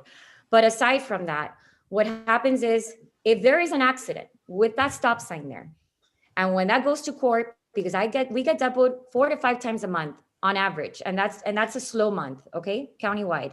If I get depoted and they say, well, we looked it up, and yes, somebody took the stop sign, but that stop sign should have never been there. So we gave a false sense of security. So guess whose license and liability it's on now? It's on Miami-Dade County. It's not on the person that just didn't understand how to yield to the brand. So I guess, like I said, there's 2 sides to every story, and I'm here. I'm coming here not to say I'm asking you to rip this out because I want to be that person. I want to help you to address your issue, and there could be many other ways to do that. I just legally, I can't leave it the way it is, which is why I wanted to have this. This is more of a discussion. We didn't just go in and rip them out because they were never approved that way to begin with per your permits, because your permits required a yield to right of way. And I'm telling you, I've dealt with this countywide on many different cities that we've been very successful to find ways of either, can we get these things approved? And if we can't, what are ways that we can help? That was the intent of our discussion today. So, I mean, maybe it's not something we're going to resolve in one meeting, and it's something that we can continue discussing, but we do have to bring the circles up to standard. And then from there, we can have communication on how do we want to address it. Maybe we come up with a short-term project and then remove the stop sign. Let's see how that functions. Let's see how that works with the yield to right away. I'm here to help you. I'm not here to tell you how to do your jobs the same way I'm sure you're not here to tell me how to do mine. It's just, I'm trying to find a way that I can get you guys where you need to be, but the right way. Right. So, and that has always been my message that I sent to every municipality I deal with, to even my own commissioners at the county level. I deal with this in unincorporated Dade County all the time. You know, locations that people want speed bumps, and it's, well, you have too much traffic. Let's find other solutions. So I'm not this black and white bureaucrat that says, well, the book says it has to be like this. I understand there's other sides for the quality of life. So I'm here to help you achieve that. Just, we need to work together to do it the right way. Well, Good to know. Thank you. here's what I think. It's taken us 16 years to get here. So I think we have plenty of time to work this out, right? Well, It took us now, 16 years for you to bring this to our attention. So I don't see the rush to, and I love the fact that you're offering. Did you offer these solutions in the meeting that you had with staff? yeah, so I did. I also told Yolanda about changes to the roundabout that we could do from a design perspective to make the roundabout really function better than what it's functioning today with the yield to right of way. It's And just, is that at no cost to us? no, those, No, okay. you have to upgrade the roundabout, and that's something me and Yolanda spoke about. Mhm. It's Yes, very expensive. Mhm. very Unfortunately, expensive. Very, very expensive. You know, we even thought about, okay, is there some flashing signs we could put to alert people they're getting into a roundabout? Mhm. Is there other options of what we can do to address the issue that the major brought up, right? Are there other issues? And when we say 16 years, I understand, Mayor, I understand where you're at, Mhm. right? With saying that, unfortunately, there's been many cities that we've ran into this issue that it's been there 20 years, 10 Okay. years. Unfortunately, what happens is that traffic has changed so much in 15 years, right? And at the end of the day, the standard is still a standard. And now it's been brought to, now we know it's in our radar. So what happens is I can't just leave it for years and years to come like this, because now we're aware there's a public document. It's documented that this has been an issue. And I believe we've been trying to address this for about a year now, right, Yolanda? I think we had sent our first Yes. email. I know you guys are working on the interlocal agreement to try to Yes. maintain a lot of these roundabouts you had installed. So I don't want to say I'm going to go and rip them out tomorrow, but we don't have 16 years to do this. I want to find a way that we can find a solution quickly that we can address this, but I can't be with this for 60, 90, 120 days. Now, if we say, okay, in the next 60 days, this is what we're going to implement. Then if I know there's a project upcoming, then I on the record could say, okay, we've addressed this with the city. They acknowledge that that they have to remove the signs. However, we're working towards this. And if we could do something like that, I can work with that. I just can't leave them there for years and years. Madam Mayor, if I may, just to add to what Darlene is talking to you about, I talked to Darlene briefly this afternoon, and the cost of retrofitting these intersections come at a price of approximately $250,000 per circle. So, we don't have that kind of money laying around in the reserves for the half-cent penny tax, which is a possibility of funding the retrofitting of the circles, because we've committed those, and we don't build those types of reserves in a short period of time. So I mean, the decision needs to be made by the county on how to by the City of West Miami City Commission on how we are to proceed. We've done what we can at our end to exhaust our opportunities to try to mitigate the issue with the county, and to no avail. And I even asked Darlene, is this a project that you're doing countywide to all your incorporated municipalities, just so that I could go back and check with other cities to see what they're doing, what kind of time frame they have for their modifications. But I don't believe that that's the case. I know that she mentioned they're working with one other city. And to be quite frank with you, I mean, I don't have the time, nor will I make the time to go around to every municipality and look at what they're doing with their signalization. I don't think that's our job. So Yolanda, I want to add to your comment. We actually had a city. What I'm talking about is we can have a working meeting in the next and say, okay, look, within 60, 90 days, we're going to come up with this plan. Let's sit down and let's have a discussion. So we can eventually have to remove these and then put something else in place. And I've actually done that with 2 cities. One of them, as a matter of fact, it's a city up north.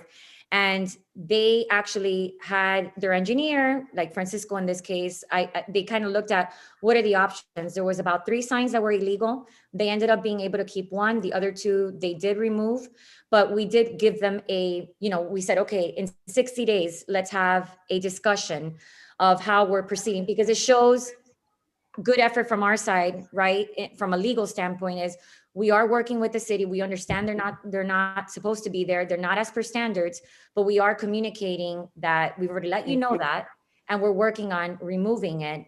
And we're going to probably maybe put some measures in place prior to removal, but it has to be something that we're continuously working on, like I did with another municipality, north. Work in progress. A work in progress. So like I said, I hate to come in as, I'm not telling you we're going to rip this out tomorrow. We do have to bring the circles up to standard. I wish there was more I could do, that I could just leave them there. The other option I talked to Yolanda about, which we haven't really discussed, is removing the circles completely, which will cost, I don't have the cost estimate for that. It's removing them completely and seeing if you could just put a 4-way stop. And right, from a design standpoint, but even then, you may not even meet the criteria to have a 4-way stop. It I guess was my point. So I want to address the quality of life issues with the major. Maybe it's a meeting we can schedule, but that we need to move away from thinking, well, the stop sign is the solution, because it doesn't meet the design standard today. What sounds to me, Darlene, thank you for all that information. And it sounds to me like there's still a lot of room for discussion. So I like the some of the things that you've proffered here, some of the ideas you've proffered, and it sounds like there's time and for continued discussion on this matter. And I would very much like for you to meet with the police department, with the major, because I've heard it referred to as a quality of life issue. I think it's more a life safety issue than a quality of life issue. We're talking about, traffic accidents. We're talking about, residents, the safety of our residents, and there's a big difference between a stop and a yield. I mean, you can't misinterpret the meaning of stop. Stop means stop, but yet you can misinterpret the meaning of yield. Yield can mean yield from 50 miles an hour down to 45. I mean, there's a lot of interpretations. Anyway, I from what I'm hearing here is that you're open still to discussion, and I appreciate that.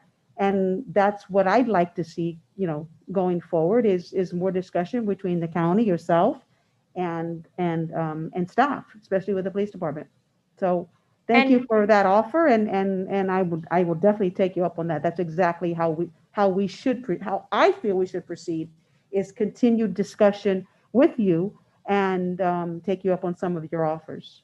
And Mayor, I appreciate that. I just want to make it I just want to make it clear. When we talk about discussion, we can discuss of how we can address the concerns that Major Delgado brought up, but we still have to remove, eventually, I just want to make everybody aware, and I want to be as transparent as possible. The stop signs cannot stay. Let's continue discussing. Go ahead, Commissioner. Darlene, this impetuous to remove the stop signs, is this coming from you exactly and explicitly, or you're getting a directive from some department in the county, like the law department, or where is this coming from? Okay, so to answer that, we have so when we first realized that these circles were not up to standard, and Francisco, correct me if I'm wrong, I know this was probably over a year ago. It started with an issue of a parking issue that was in the right of way, I believe, off of the developments you have on 67th Avenue. And what happened was that we went out there. We also had meetings with some of your residents that they can call the county directly on speeding issues. They put together requests on 311. And this is something, by the way, that's done in every municipality. Every municipality, you have your residents that may come to you, but they also contact the county for things to be reviewed, especially as it pertains to traffic and stop signs, et cetera. So when we went out there, my staff had done an analysis like I said, I want to say this was a year ago, on some issues that they were having with speeding. And also they complained about the issue with some residential only parking that was addressed at that time. And Yolanda, I think that was on 67th and 21st, I want to say. 66, I believe, 66 okay. in the back of the developments. So commissioners, not that a department's directing us, right? It's as we go through, once we go through our 311 request and we get requests from residents, whether it's, hey, can you review this? Can you review if this location qualifies for a four-way stop? Can you review if I can add a turn lane here? Can you review if we can add a signal? So I'm just telling you an array of issues that may come up from residents that come to the county. And we have to create a service ticket. We review it and we check and see what we can and can't do. We've had situations that people ask us for a reversal. So meaning there's a stop sign right now, let's say northbound and southbound. They're telling us, no, the traffic really should have it on the side street. And sometimes we end up doing reversals because it doesn't qualify. That northbound and southbound doesn't qualify. And maybe we have found times that we find a record that's old that says, yeah, it qualified back 20 years ago. But traffic has changed so much, right? That the increase in traffic now, that stop sign is no longer warranted. It's no longer qualified as per the criteria on the Federal Highway Manual. Then we have to go in and remove it. So it's not that we're getting directed to go and be a police and we're checking what every city is doing. It's that when things come to our attention that are coming from the public, or our staff has gone out there to do traffic studies of areas because we're getting complaints of too much speeding, too much cut through traffic. Can we change the flow of traffic? Can we convert our streets to one way? That's how we end up identifying hotspots and locations that we find things that were not done as per standard. And in this particular case, that's what happened with these circles, because the permit that was approved by Miami-Dade County at the time, as we've talked about at great lengths, it's a yield sign that is required for a circle. We cannot put stop signs in a circle. And that's when we brought this up to the city of West Miami at that time.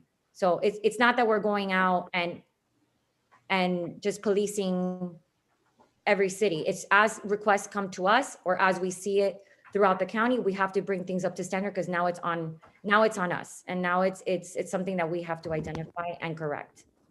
Okay, understood. Just to be clear, you said something that's kind of intriguing. You said that now the traffic patterns have changed and you have a lot more traffic, a lot more cars crossing certain intersections. And because of that, the stop sign is not a viable thing to have. Why is that? It's just, that is just so more traffic moves along faster? Okay, so it goes back to what I was bringing up earlier. So back, let's say maybe 30 years ago, and you'll probably see it in, I don't know, in the obviously the neighborhood guys where all of you live. If there's 100 cars in each direction at the time, you do a warrant analysis, right? You probably meet the thresholds of the volume at that time. Now you're adding 30 years later. We have almost 3 million residents, when maybe 30 years ago we didn't. We probably had half of that or much less. Now you're adding more and more residents. And yes, traffic has increased through time. The patterns of traffic, when you look at traffic from a traffic engineering standpoint, every year it's increasing by 1 to 2% on all roads, the collectors, arterials, everything. So what I'm saying is that today then, you may have an intersection that now has 50,000 cars in a day crossing northbound and southbound, and you only have this 100 cars on the side street. The reason why the MUTCD is so strict on the balance of the volumes of traffic is because you're creating those 50,000 cars. I guarantee this because I've talked to probably every police department, not only the counties, even municipalities. People do not respect the stop sign. When they're going at, when you have too much traffic, people see nobody on the side street, they just take the stop sign. This is my issue all over the county, which is probably why the MUTCD, not Darlene Fernandez, had put the rules on the criteria that has to be met for volumes to avoid that false sense of security from happening. I know that there was case law, I want to say probably 20 years ago, of an accident. Somebody took the stop sign. It was illegal. It was too much traffic. People were not respecting the stop sign. And it created a litigation with the county. This was many, many, many moons ago. But just so you understand the history of why I think the Federal Highway Administration did it that way, it's because it is causing a false sense of security because people are not going to stop. You can have all the police in the world and they're going to respect it for that 1 week. And the minute those police are gone, they're going to be taking that stop sign at all times of the day. I'm telling you, this is not the first city I see this. I see this everywhere in the county. I've spoken to probably every police department, including our own, of how it does create unsafe conditions. But again, this is not something that I am imposing on the rules. It's just, that's why the Federal Highway Administration probably set those criterias for the volume based on that. I think the vice mayor's got a question. Thank you, Darlene. Yes, Vice Mayor. Thank you. It seems to me like we're going in a lot of circles. We can't get a Hold clear on. sound. Can you hear me? Can you hear me? Try again? Can you hear me? I can now. Yes. Right. It seems to me like we're going in a lot of circles here for something that's pretty clear. Darlene has said that you cannot have a stop sign with a traffic circle, correct? Correct. Mr. Alonso, do you have a different opinion? No, sir. So what are we arguing about? I mean, I understand the offer to speak with Mr. Delgado and the city manager and Mr. Pena and Mr. Alonso and try to come up with new alternatives to the issues that the major was speaking about. But in the meeting today that we have in front of us about these stop signs, what are we talking about? I mean, it's very clear. There's a federal guideline and we don't meet it. We never met it. It was never permitted for that to begin with. So what are we even debating? Can I answer that question? Yes, We're not debating, we're discussing. Go ahead. I think we're doing our job. We're representing the residents of the city of West Miami. That's what we're doing. Now, yes, there are federal laws, there are state laws, there are Miami-Dade County laws. But you know what?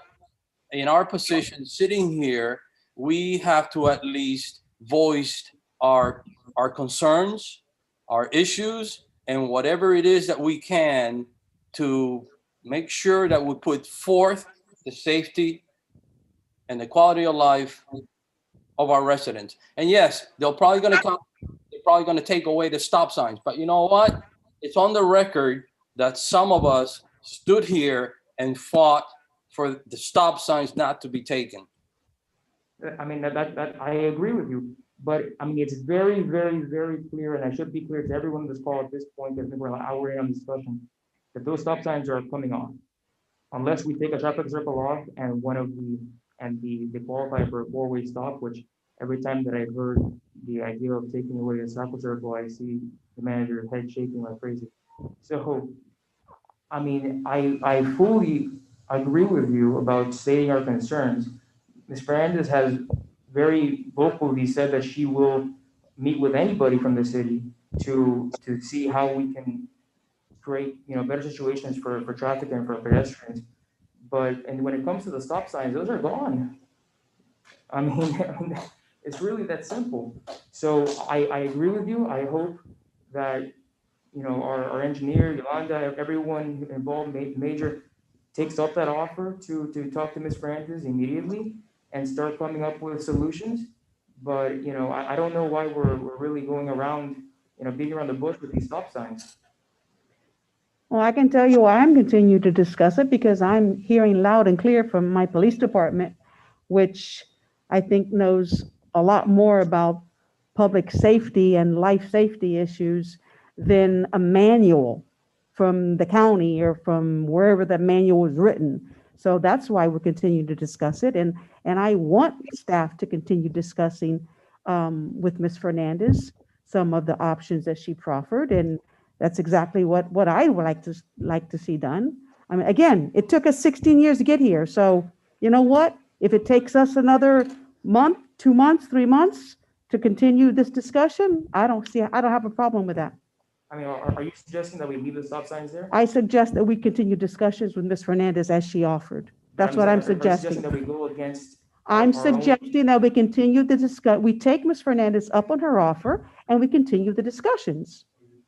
I would like to see the stop signs come down as we're not allowed to have them. I mean, it's very simple. They've been there for 16 years, Vice Mayor. I'm one of 5 here. What's the rush? They've been there for 16 years. That's fine.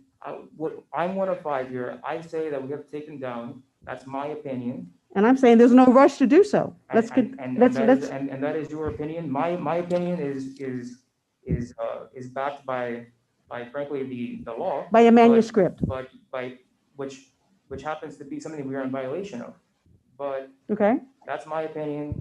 I'm one of 5 here. I don't control what goes on, so I'll leave it at that. well, this is not a votable, we're not voting on this. This was simply a report.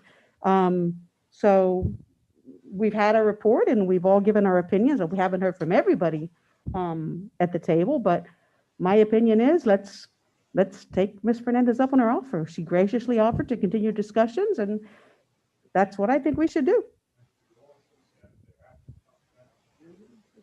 Anybody else? Madam Mayor, you have a comment in the chat from the public. If you want to acknowledge that at this time. Absolutely. It Ms. is on the Diaz, Ms. subject Diaz, matter. would you like to speak, Ms. Diaz? Ms. Diaz?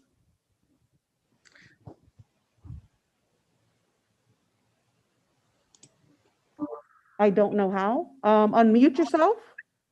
Okay, I'm here. Okay, good. Welcome. Okay, thank you. I'm Maria Diaz. I live at 6246 Southwest 15th Street. And I totally agree with Diaz-Padrón. I started chatting on the chat from the beginning. It is the law. You're wasting our money, our tax dollars, by going on and on about something that you cannot do. Federal law supersedes state laws supersede West Miami laws. Those stop signs were placed illegally. Whether it was 16 years ago or 30 years ago, when you find out something is done wrong, you have to correct it. And I think I hate to always have to bring things up, but if I did some illegal construction in my house 16 years ago and you get me today, I've got to fix it today, even if it was 16 years ago, no matter how much we discuss it. So I honestly think that let's listen to what the lady explained, whether we like it or not. Whether it's in your opinion that it's a good thing or a bad thing, we need to find what is a way. And I totally think we need to do something about the traffic in the city. I've discussed, why don't we have 25 miles per hour like Coral Gables does? Is that illegal? Then why do they have it and we can't have it? No one stops at those stop signs, including myself. No one. It's exactly what she mentioned, that it's a fake security. Because you think that it's a stop sign there, so people are going to stop. No one stops, because that was the whole purpose of the circle, which I debated this with the city back when it was initially started, that it shouldn't have a stop sign. It's not energy conscious and it's not effective. There's been studies done where there's more accidents, where there's stop signs. It's just shouldn't be. And I think I'm wasting time too, and you need to do other important things. But yes, I agree totally with Diaz-Padrón. Let's start finding a way to make it better, work with the police department. I have my grandchildren who live and play in my street, and it is a huge problem, But I think that the stop sign is not helping anybody, and it's just making us go on and on. So I'll stop it there. But thank you for allowing me to express myself. Thank you for expressing yourself. And that's exactly why I want to continue hearing what Ms. Fernandez has to offer. The solutions, I'm open to solutions as well. She has other solutions that she'd like to proffer, and I most definitely want to hear them. So that's all I'm saying is let's continue here. Let's continue meet with staff and see what her other solutions are to this. That's all I'm saying. Anybody else? Please, no, let's just move on. Okay, very well. Ms. Fernandez, anything else? May I offer somewhat of maybe work in progress here? Sure. Ms. Fernandez has offered to meet with us, and I know that Vice Mayor Diaz-Padrón has expressed his sentiments on the subject, as you have, Madam Mayor. But I think we need to take it to the next level. Maybe we should invite Darlene to come over and maybe ride with the police department and make some observations that could lead to limited traffic studies within intersections to see what can be done to mitigate the issues of the life safety issues as you brought on. Let's not drag this on, as she says, because we won't be, they're not going to let us drag this on forever. But I think maybe by inviting her to the city and ask her to meet with us. I think it's a start in the right direction. If we're not making any progress, we could put it on the next city commission agenda. And at that point, the commission may make a determination on and provide us with the next guidance, if you would, on where to go from here. But I That's all think, I'm asking, that we take Darlene up on her offer and Yep. listen to some of the things that she might be able to, that she, some of the solutions she has. That's all I'm asking for. and maybe we can take her to some of these intersections, and then maybe that will start a conversation as to what modifications can take place to mitigate these life safety issues. That's all Okay, I'm so asking for. I'm sorry. Okay, so I guess what I'm hearing is the city's willing to meet to discuss the quality of life issues or bring up to our attention issues that they're having speeding, from what it sounds like through these roundabouts. I guess just one more time, I have to make sure we're abiding by the code and the law, which doesn't allow us to leave the stop sign. I just want to make sure everybody understands when we're leaving this table or this meeting, we can't leave the stop signs. The stop signs will not be a solution that will be up forth and coming. Now, like I told you, like what we've done with other municipalities is we have an issue. Is there another option we could do prior? But this has to be resolved within 30 days, right? It's okay, then maybe the rumble strip, maybe it's police comes up with other options that the city's willing to pay for. Because again, the roundabouts were built by the city, they're maintained by the city. The stop signs were installed by the city without the county's approval.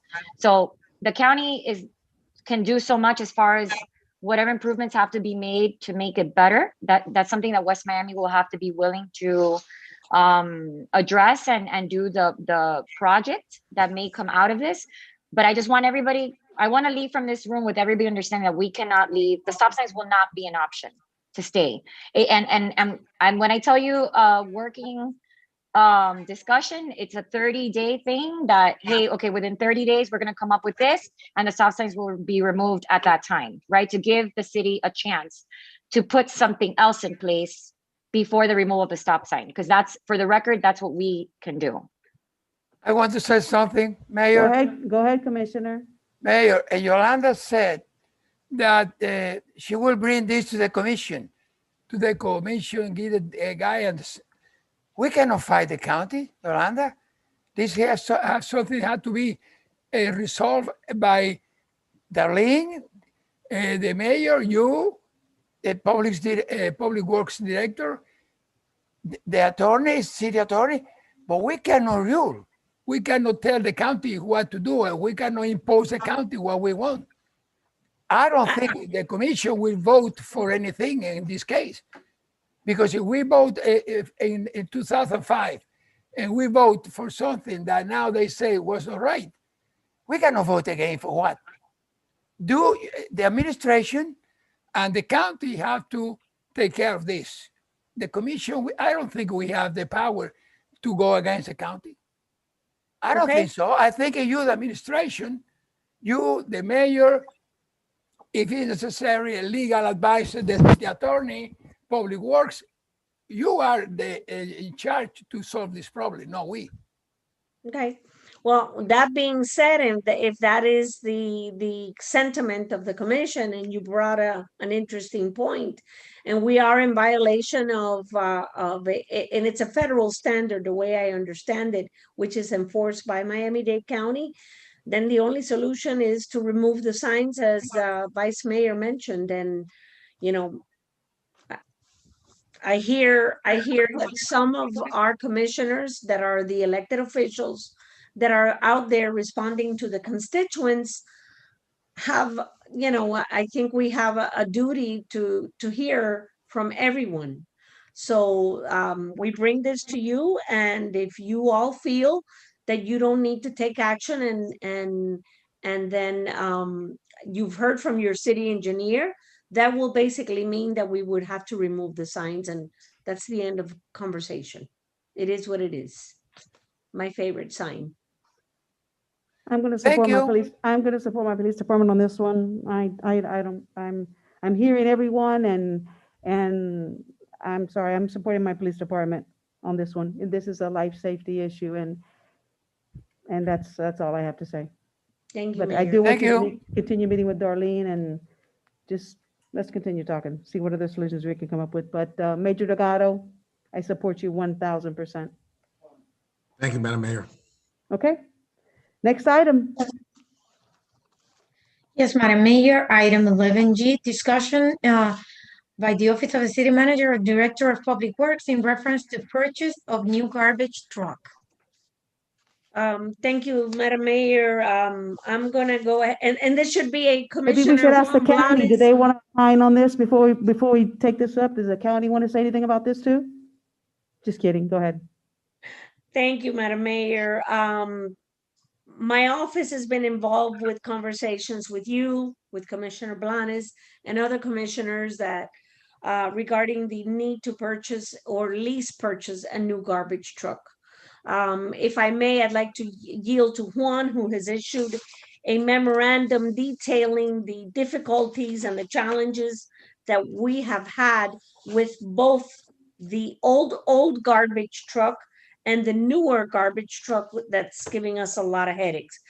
And I'd like for you to hear, in summary, the memorandum that was prepared by his office regarding some recommendations, but we need to move forward. We owe it to the residents. We're destroying our own streets by allowing these fluids and liquids to stay on our pavement. I know Commissioner Blanes has emphatically advised that he wants a remedy to the situation, as you have, Madam Mayor, and other commissioners that have brought this to my attention, and the time to act is now. We cannot wait. So with that said, Juan, can you talk briefly about the mechanical problems that we've encountered with the trucks? Again, we have two trucks that we operate for sanitation. One is a Sterling 2006, which is now 16 years old, and a backup truck, which is a Ford, which is 26 years old. The 16-year-old truck was having transmission problems early April of last year, and we went ahead and replaced the transmission with a new rebuilt transmission. It ran well for a good 3 months, and around the end of August, it was having power issues. We sent it out to the same place thinking it was something with the transmission, to the same repair shop, and they diagnosed that it wasn't the transmission, that it was the engine, but they could not, after having it there for plenty of months, almost 5 months, they couldn't get the engine to run properly.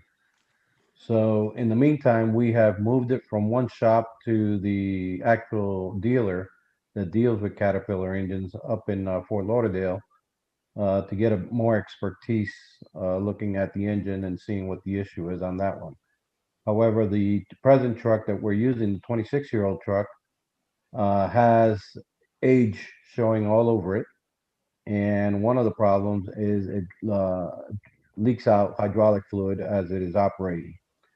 We can't sustain that much longer, and we really don't have a diagnosis on the other truck saying when it's coming back. If we've been kicking this can down the road for several years, waiting until the next year when it's better to buy it, and now the can is hit the wall. We need to do something about this now before the backup truck goes down.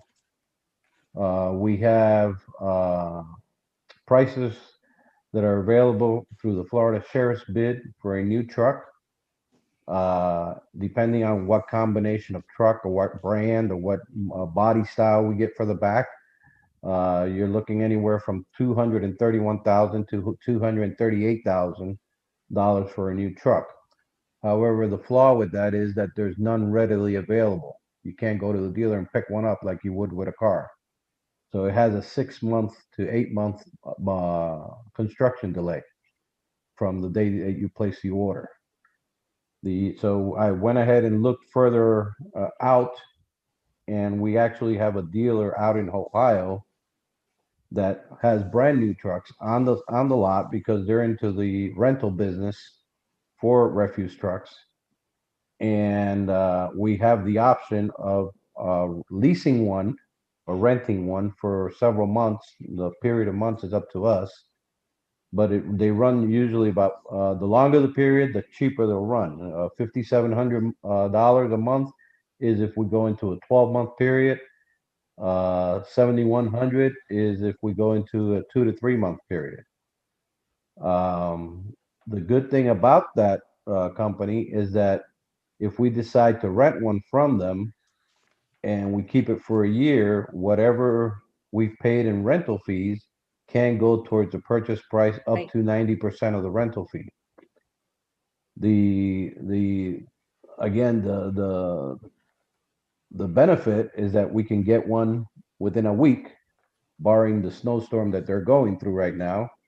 But we could, at most 2 weeks before we have a truck down here, a brand new truck ready to run on the road.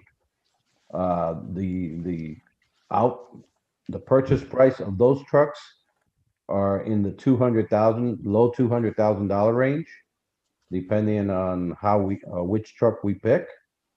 For rental purposes, they give us a brand new truck, 0 miles. The only mileage the truck will have will be the mileage driven from Ohio to down here. However, we would need to go through a emergency purchase and bypass the bid requirements Correct. for the city. The commission needs to declare an emergency and adopt a resolution.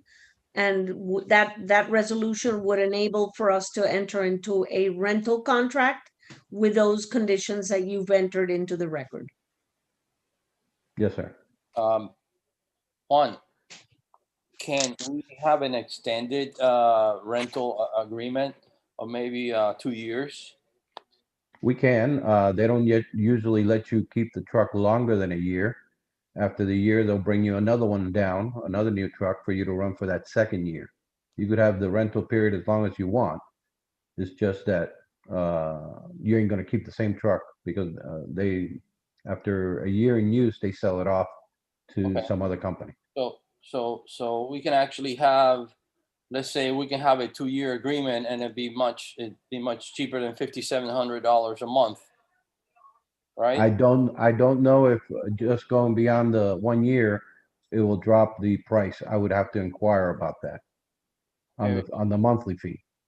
Because I mean, ideally would be if we have, you know what, 2 year, 3 year, 4 year, and every year, like you say, we'll have a new truck. Correct, but I mean, that sounds like a win-win. But you got to realize that at that point, you have an expenditure, a yearly expenditure of at least $60,000. At least. For a truck. At least. Plus the regular maintenance and repairs as far as tires, brakes. I mean, in a year we can't go through brakes, but tires, oil changes, stuff like that. So usually what happens is equipment of this nature gets lease purchased over a 10 to 12-year period of time, which minimizes the budget impact a little bit, and it cuts it down by half of that amount. Or more. So you're looking to invest $250,000 into a capital outlay account, and the ideal thing to do would be to rent it and as quickly as we possibly can convert it into a lease purchase agreement if the truck is suitable for the needs that the city has. Because I would like to point out to you that this truck that Mr. Pena found in Ohio is slightly smaller than the truck capacity that our existing trucks have. And my question to Juan is, can this truck accommodate the haul and the pickup? Definitely. We would do the haul in the same amount of time. It's just that the driver will have to go, which he does now, twice a day to the dump, where he usually could sneak by almost a full load and then a little bit, depending on the volume of the day. So I think the way to go would be to rent now to take care of the emergency and to make the necessary arrangements to bypass the bidding process. That'll give us a chance to evaluate and assess the truck to see if it meets our needs. and proceed with securing a lease, a low interest lease, purchase agreement, and enter into a long-term 10 or 12 years worth of financing that would be funded through your sanitation enterprise fund. Remember, those leases will go 6 to 7 years at most. I understand the economics of buying the truck, and I understand the need for a truck in the short term while we, can you hear me? I see Commissioner Blanes. Can you guys hear me? Yes. Okay. I understand the economics of buying the truck, and I understand the need for a truck in the short term. You know, I always hate bypassing procurement on the bidding. Mr. Attorney, what's the procedure for that in regards to this?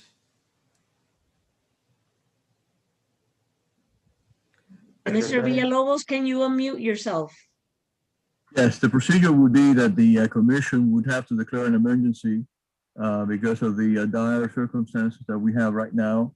And then the administration would be given the go-ahead to purchase the equipment as described.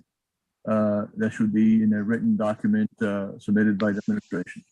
So do you need an emergency bypass in order to enter into the lease? Yes. The answer is yes. Okay. I'm sorry, I did not hear you, sir. I'll just, I guess, ask you confirmation. You need the emergency bypass of the procurement process in order to enter into the lease. Yes, sir. For the purchase. Yes, sir. Okay. And then the lease and the purchase have to be tied. As to what? In both cases, you would have to go into the emergency issue, sir. What was that again? I'm sorry. I'm sorry, I did not understand. What was it that you just said that I was speaking? What were you saying? Oh, I'm sorry. In both scenarios, whether you buy or you lease, it would have to be in the same issue. As I said, Mr. Pena stated that you would need at least 5-6 months. Is that right, Mr. Pena? We need a temporary solution for the present condition that we have. The most beneficial is the longer the lease, the longer the rental, the better use of those funds towards the purchase of a truck at the end of that year. If we decide just to rent the truck and later on go out and buy from the Florida Sheriff's bid or do our own bid, you're still going to lose the $60,000 or $70,000 that we paid in rental fees to a company out of state. I understood. And just to clarify, I know you were talking with him on this. Madam Manager, you have the same opinion, correct? I'm sorry, sir? You have the same opinion as the director, right? I do. I mean, we've tried very hard to try to piece the trucks together, and it just comes to a point where it's not financially a good sound judgment to continue to pour money into these trucks. They're not coming out of the shop. They're not giving us a week's worth of a good run. So we're basically throwing away money, and we're providing a disservice to the community. So Madam Manager? Yes, sir. The other issue that I find interesting is that, as I understand that the truck is leaking to the pavement. Yes, sir. Well, that would create a hazardous condition for the transit. So that in itself would be a cause for an emergency. No, And you could. I understand that part. I understand that part. What I was talking about was in the purchase. I'm understanding what Mr. Pena is saying in terms of the 90% of the lease cost being transferred over to the purchase price and the economics of that. I understand that part. So I don't have any other questions on this really. Yeah, and also I'd like to mention, if I may, we may have an environmental issue very soon on our hands as well. Thank you. I have a question, Mr. Bennett. Where there is no question, we got to get the truck off the road. That's not, there's no question in that. But I'm hearing things that you're not saying here in your letter to the manager. You're saying we can, Well, you would rather again, wait. I'm sorry? Go ahead. That you'd rather wait for a unit to be built based on specification under the sheriff's bid. And we clarified that the current truck's got to come off the road. We can proceed with the rental of a unit from Ohio, which would allow us the time to order the unit under the sheriff's bid, okay? Or we keep the unit that we're going to rent with the option to buy. Now, which is the manager said one truck is smaller than the other. So, but you said that was not a problem. Cost-wise, the actual cost of the truck, which is the better option? Well, the smaller truck is actually a little bit less. Like I said, it's in the low $200,000 range, 210, 212, depending on the truck that we pick.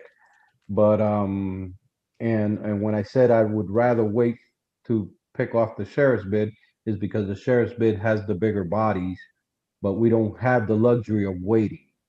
And rather than throw $60,000 out the window on a rental, I would rather put that towards the purchase of the same truck, since we're going to get a new truck anyway. And it's the truck is coming with all the features that we would put on a new truck for the future.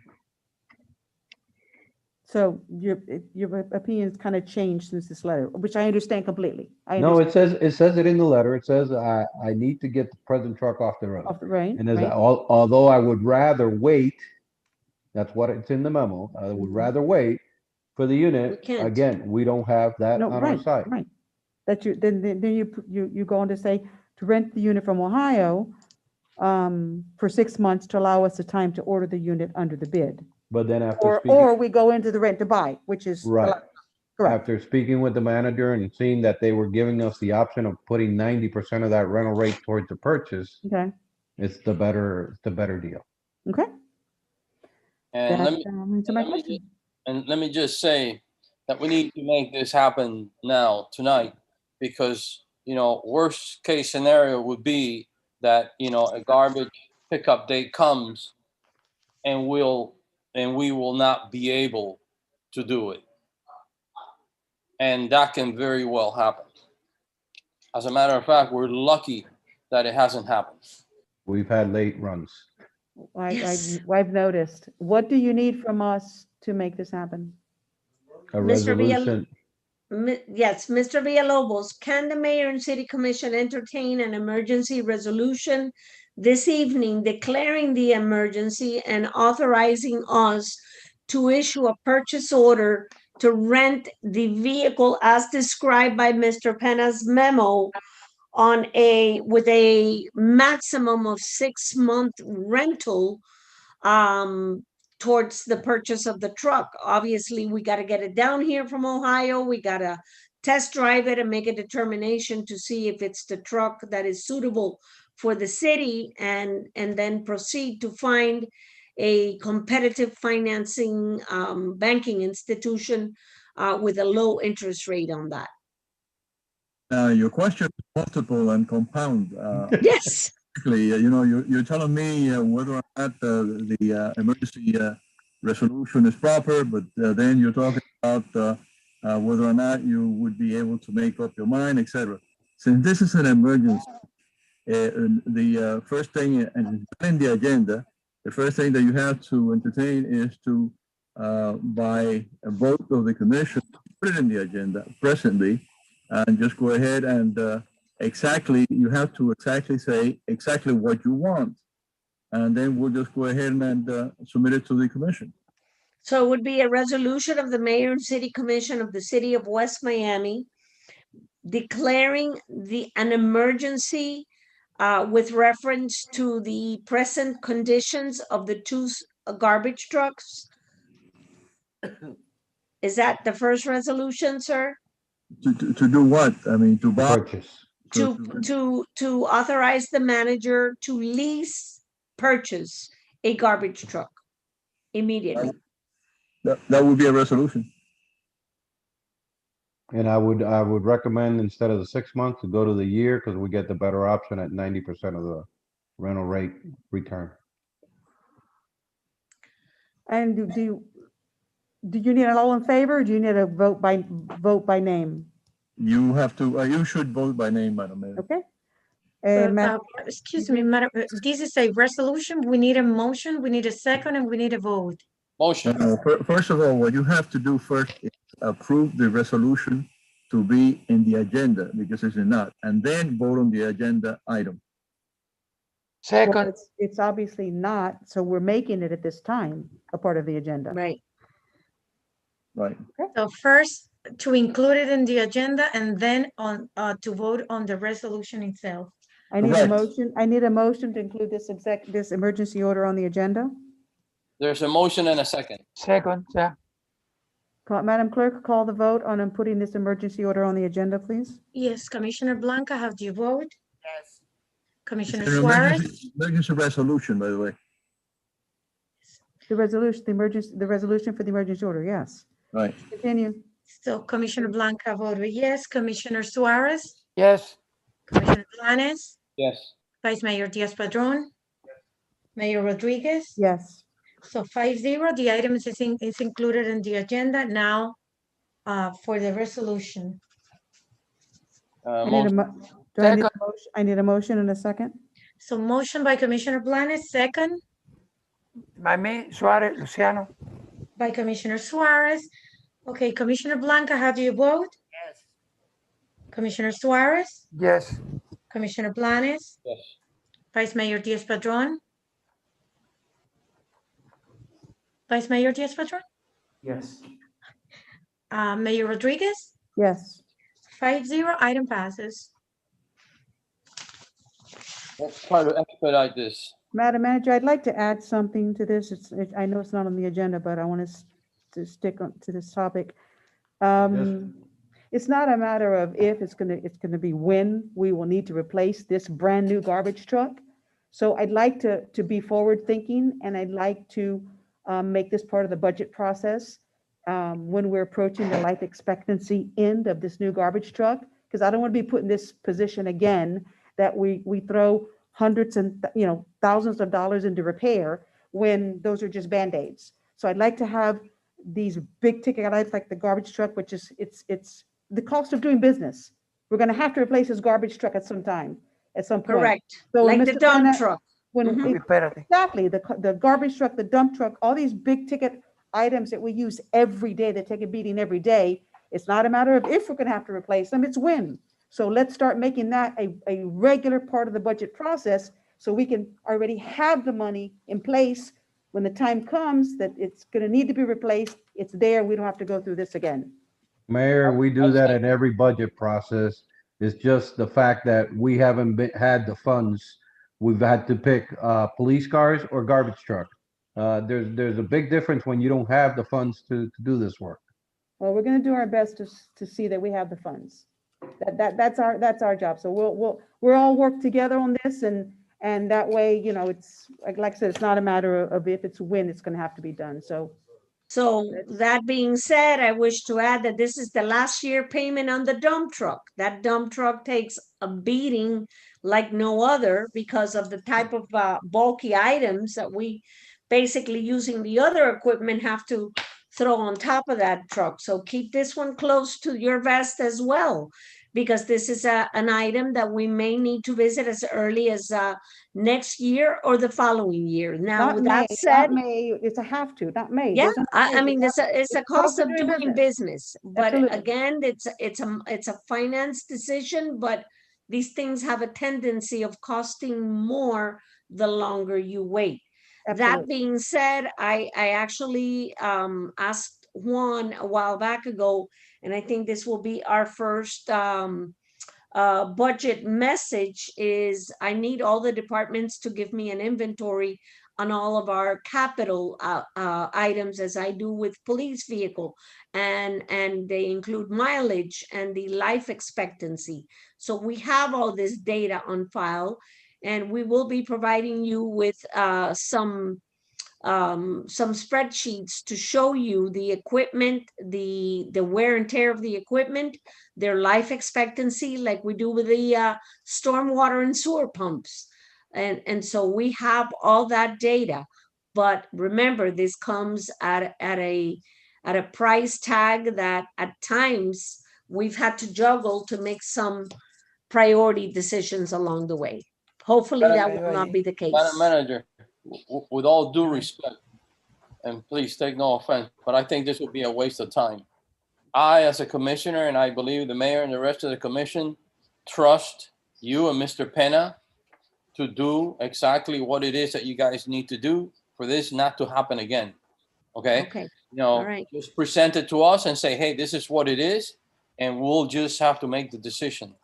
You know, I think that you would be spending energy trying to compile this information just to show us something that, you know, I trust you to undertake. And Mr. And I appreciate that. Thank you very much, Commissioner Blanes. Anything else on that item? Okay, Madam Clerk, next item. Item 11H, discussion/possible action regarding the 2021 Easter egg hunt drive-by event by Commissioner Blanes and City Manager. Go ahead. Who's going to take it?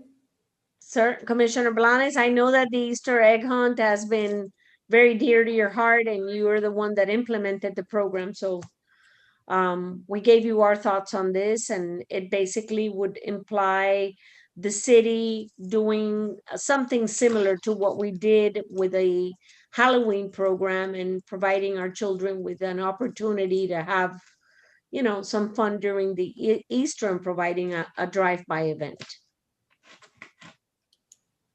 Considering the our present circumstances, I think that would be the prudent way to approach. Unfortunately, I have to say, I know that the Halloween event was very successful.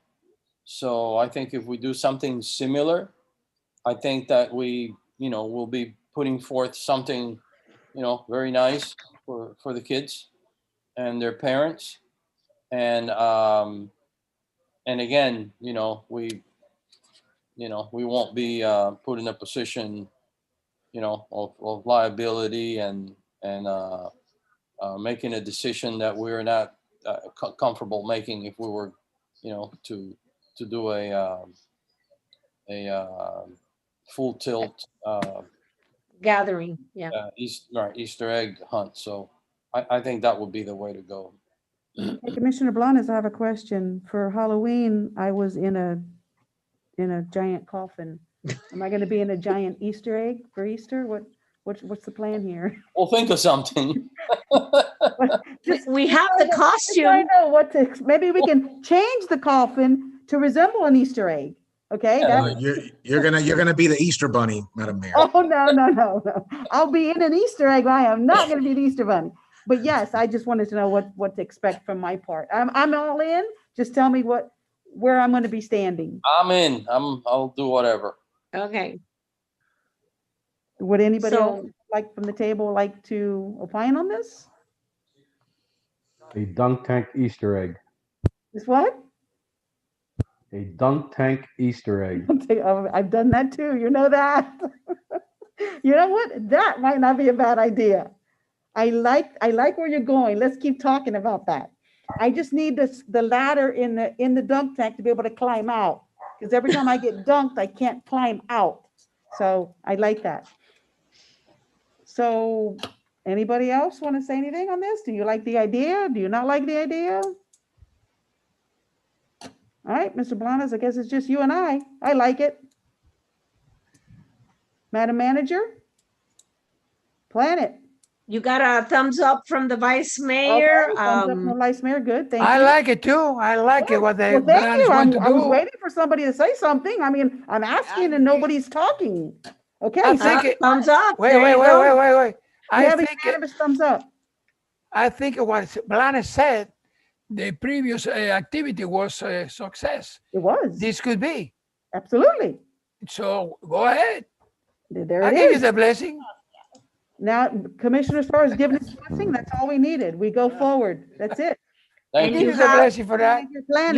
You have a public comment as well from Maria Diaz on the subject. Ms. Diaz, go ahead. I'd love to hear from you again. I like it. I like it. I Very say good. do it. Thank you. And if you need help, let me know. I'm willing to help. I will not go in the dunk and I will not be in no coffin, but I am willing to do whatever needs to be done. Thank you. Other than that. Thank you for your offer. Thanks. Thank Thanks, you. Haley. Okay, Madam Manager, it's all yours. Take it away. Got it. It's all Cotty's now. Well, now, I mean, we need to know when we're going to do this and, so. come back to Yes, us. we actually sent out a while back ago a tentative calendar, and I would like to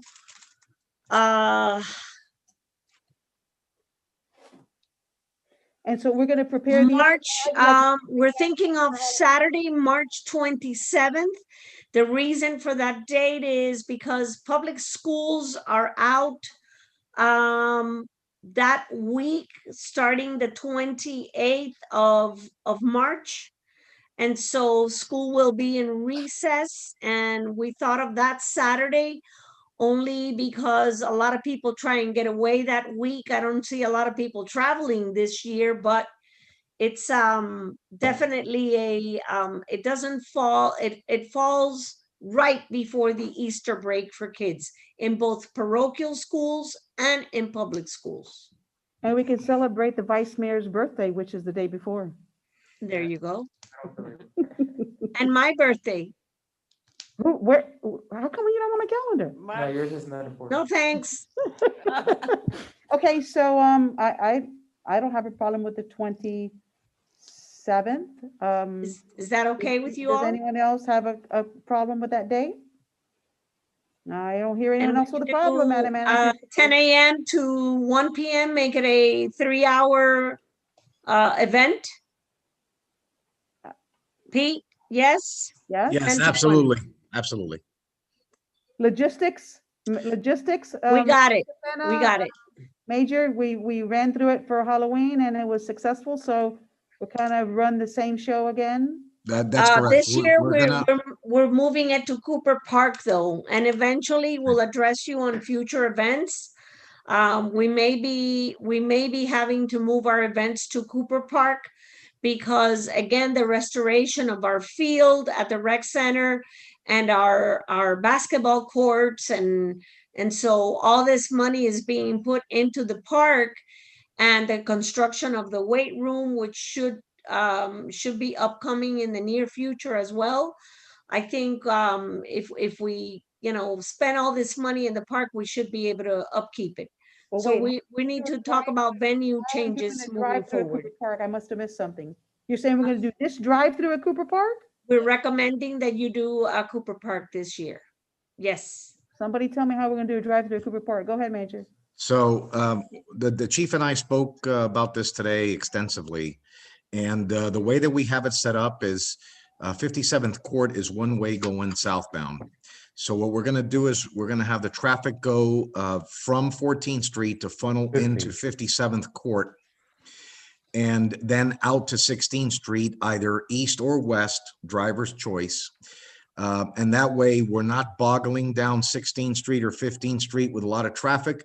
And it's a lot safer for you, Madam Mayor, to stand there as an Easter bunny and not get run over on 57th Court. Well, wait a minute. Is that the street between Publix and the park? That is correct. What And about that's, Publix delivery trucks? no, not typically not Saturday at 10 o'clock. They're not delivering anything, Madam Mayor. Okay, well, that's definitely something we have to check on, but then that sound, now I understand. Okay, Yes. now I understand. So, and then when the bunny's dehydrated, we can run over to Publix and. To Publix and get you some water and some Monster. I am not agreeing to this. You understand this? We'll continue talking about those details. But okay, I understand completely now. All right. Okay, anybody else on this? And Madam Manager, as in Halloween, we will be preparing the bags. Yes, with the ma'am. candy, and that's with the Easter eggs. That's what will be handed to the children. Yes, ma'am. Yes, ma'am. We've got some really good ideas, and I think the kids will be very happy. Some Easter decorations. Yes. We're pricing everything now, and we'll start placing orders first thing in the morning. Okay, very good. Any other questions on this? All right, very good. Next item is the consent agenda item. There's none. Oh, Madam Clerk, I'm sorry, I'm taking your job. Go ahead, Madam Clerk. It's okay, Madam Next Mayor. item. Next item, please. It's okay. Item 12, consent agenda items, none this evening. Item 13, good of the order. Anyone for good of the order? Good night. No one for good of the, Good night. oh, that's a good night. Okay, so I need a motion to adjourn. Motion. Motion. This meeting's adjourned. Everyone have a nice evening. Thank you all for your Thank you. support. Thank you.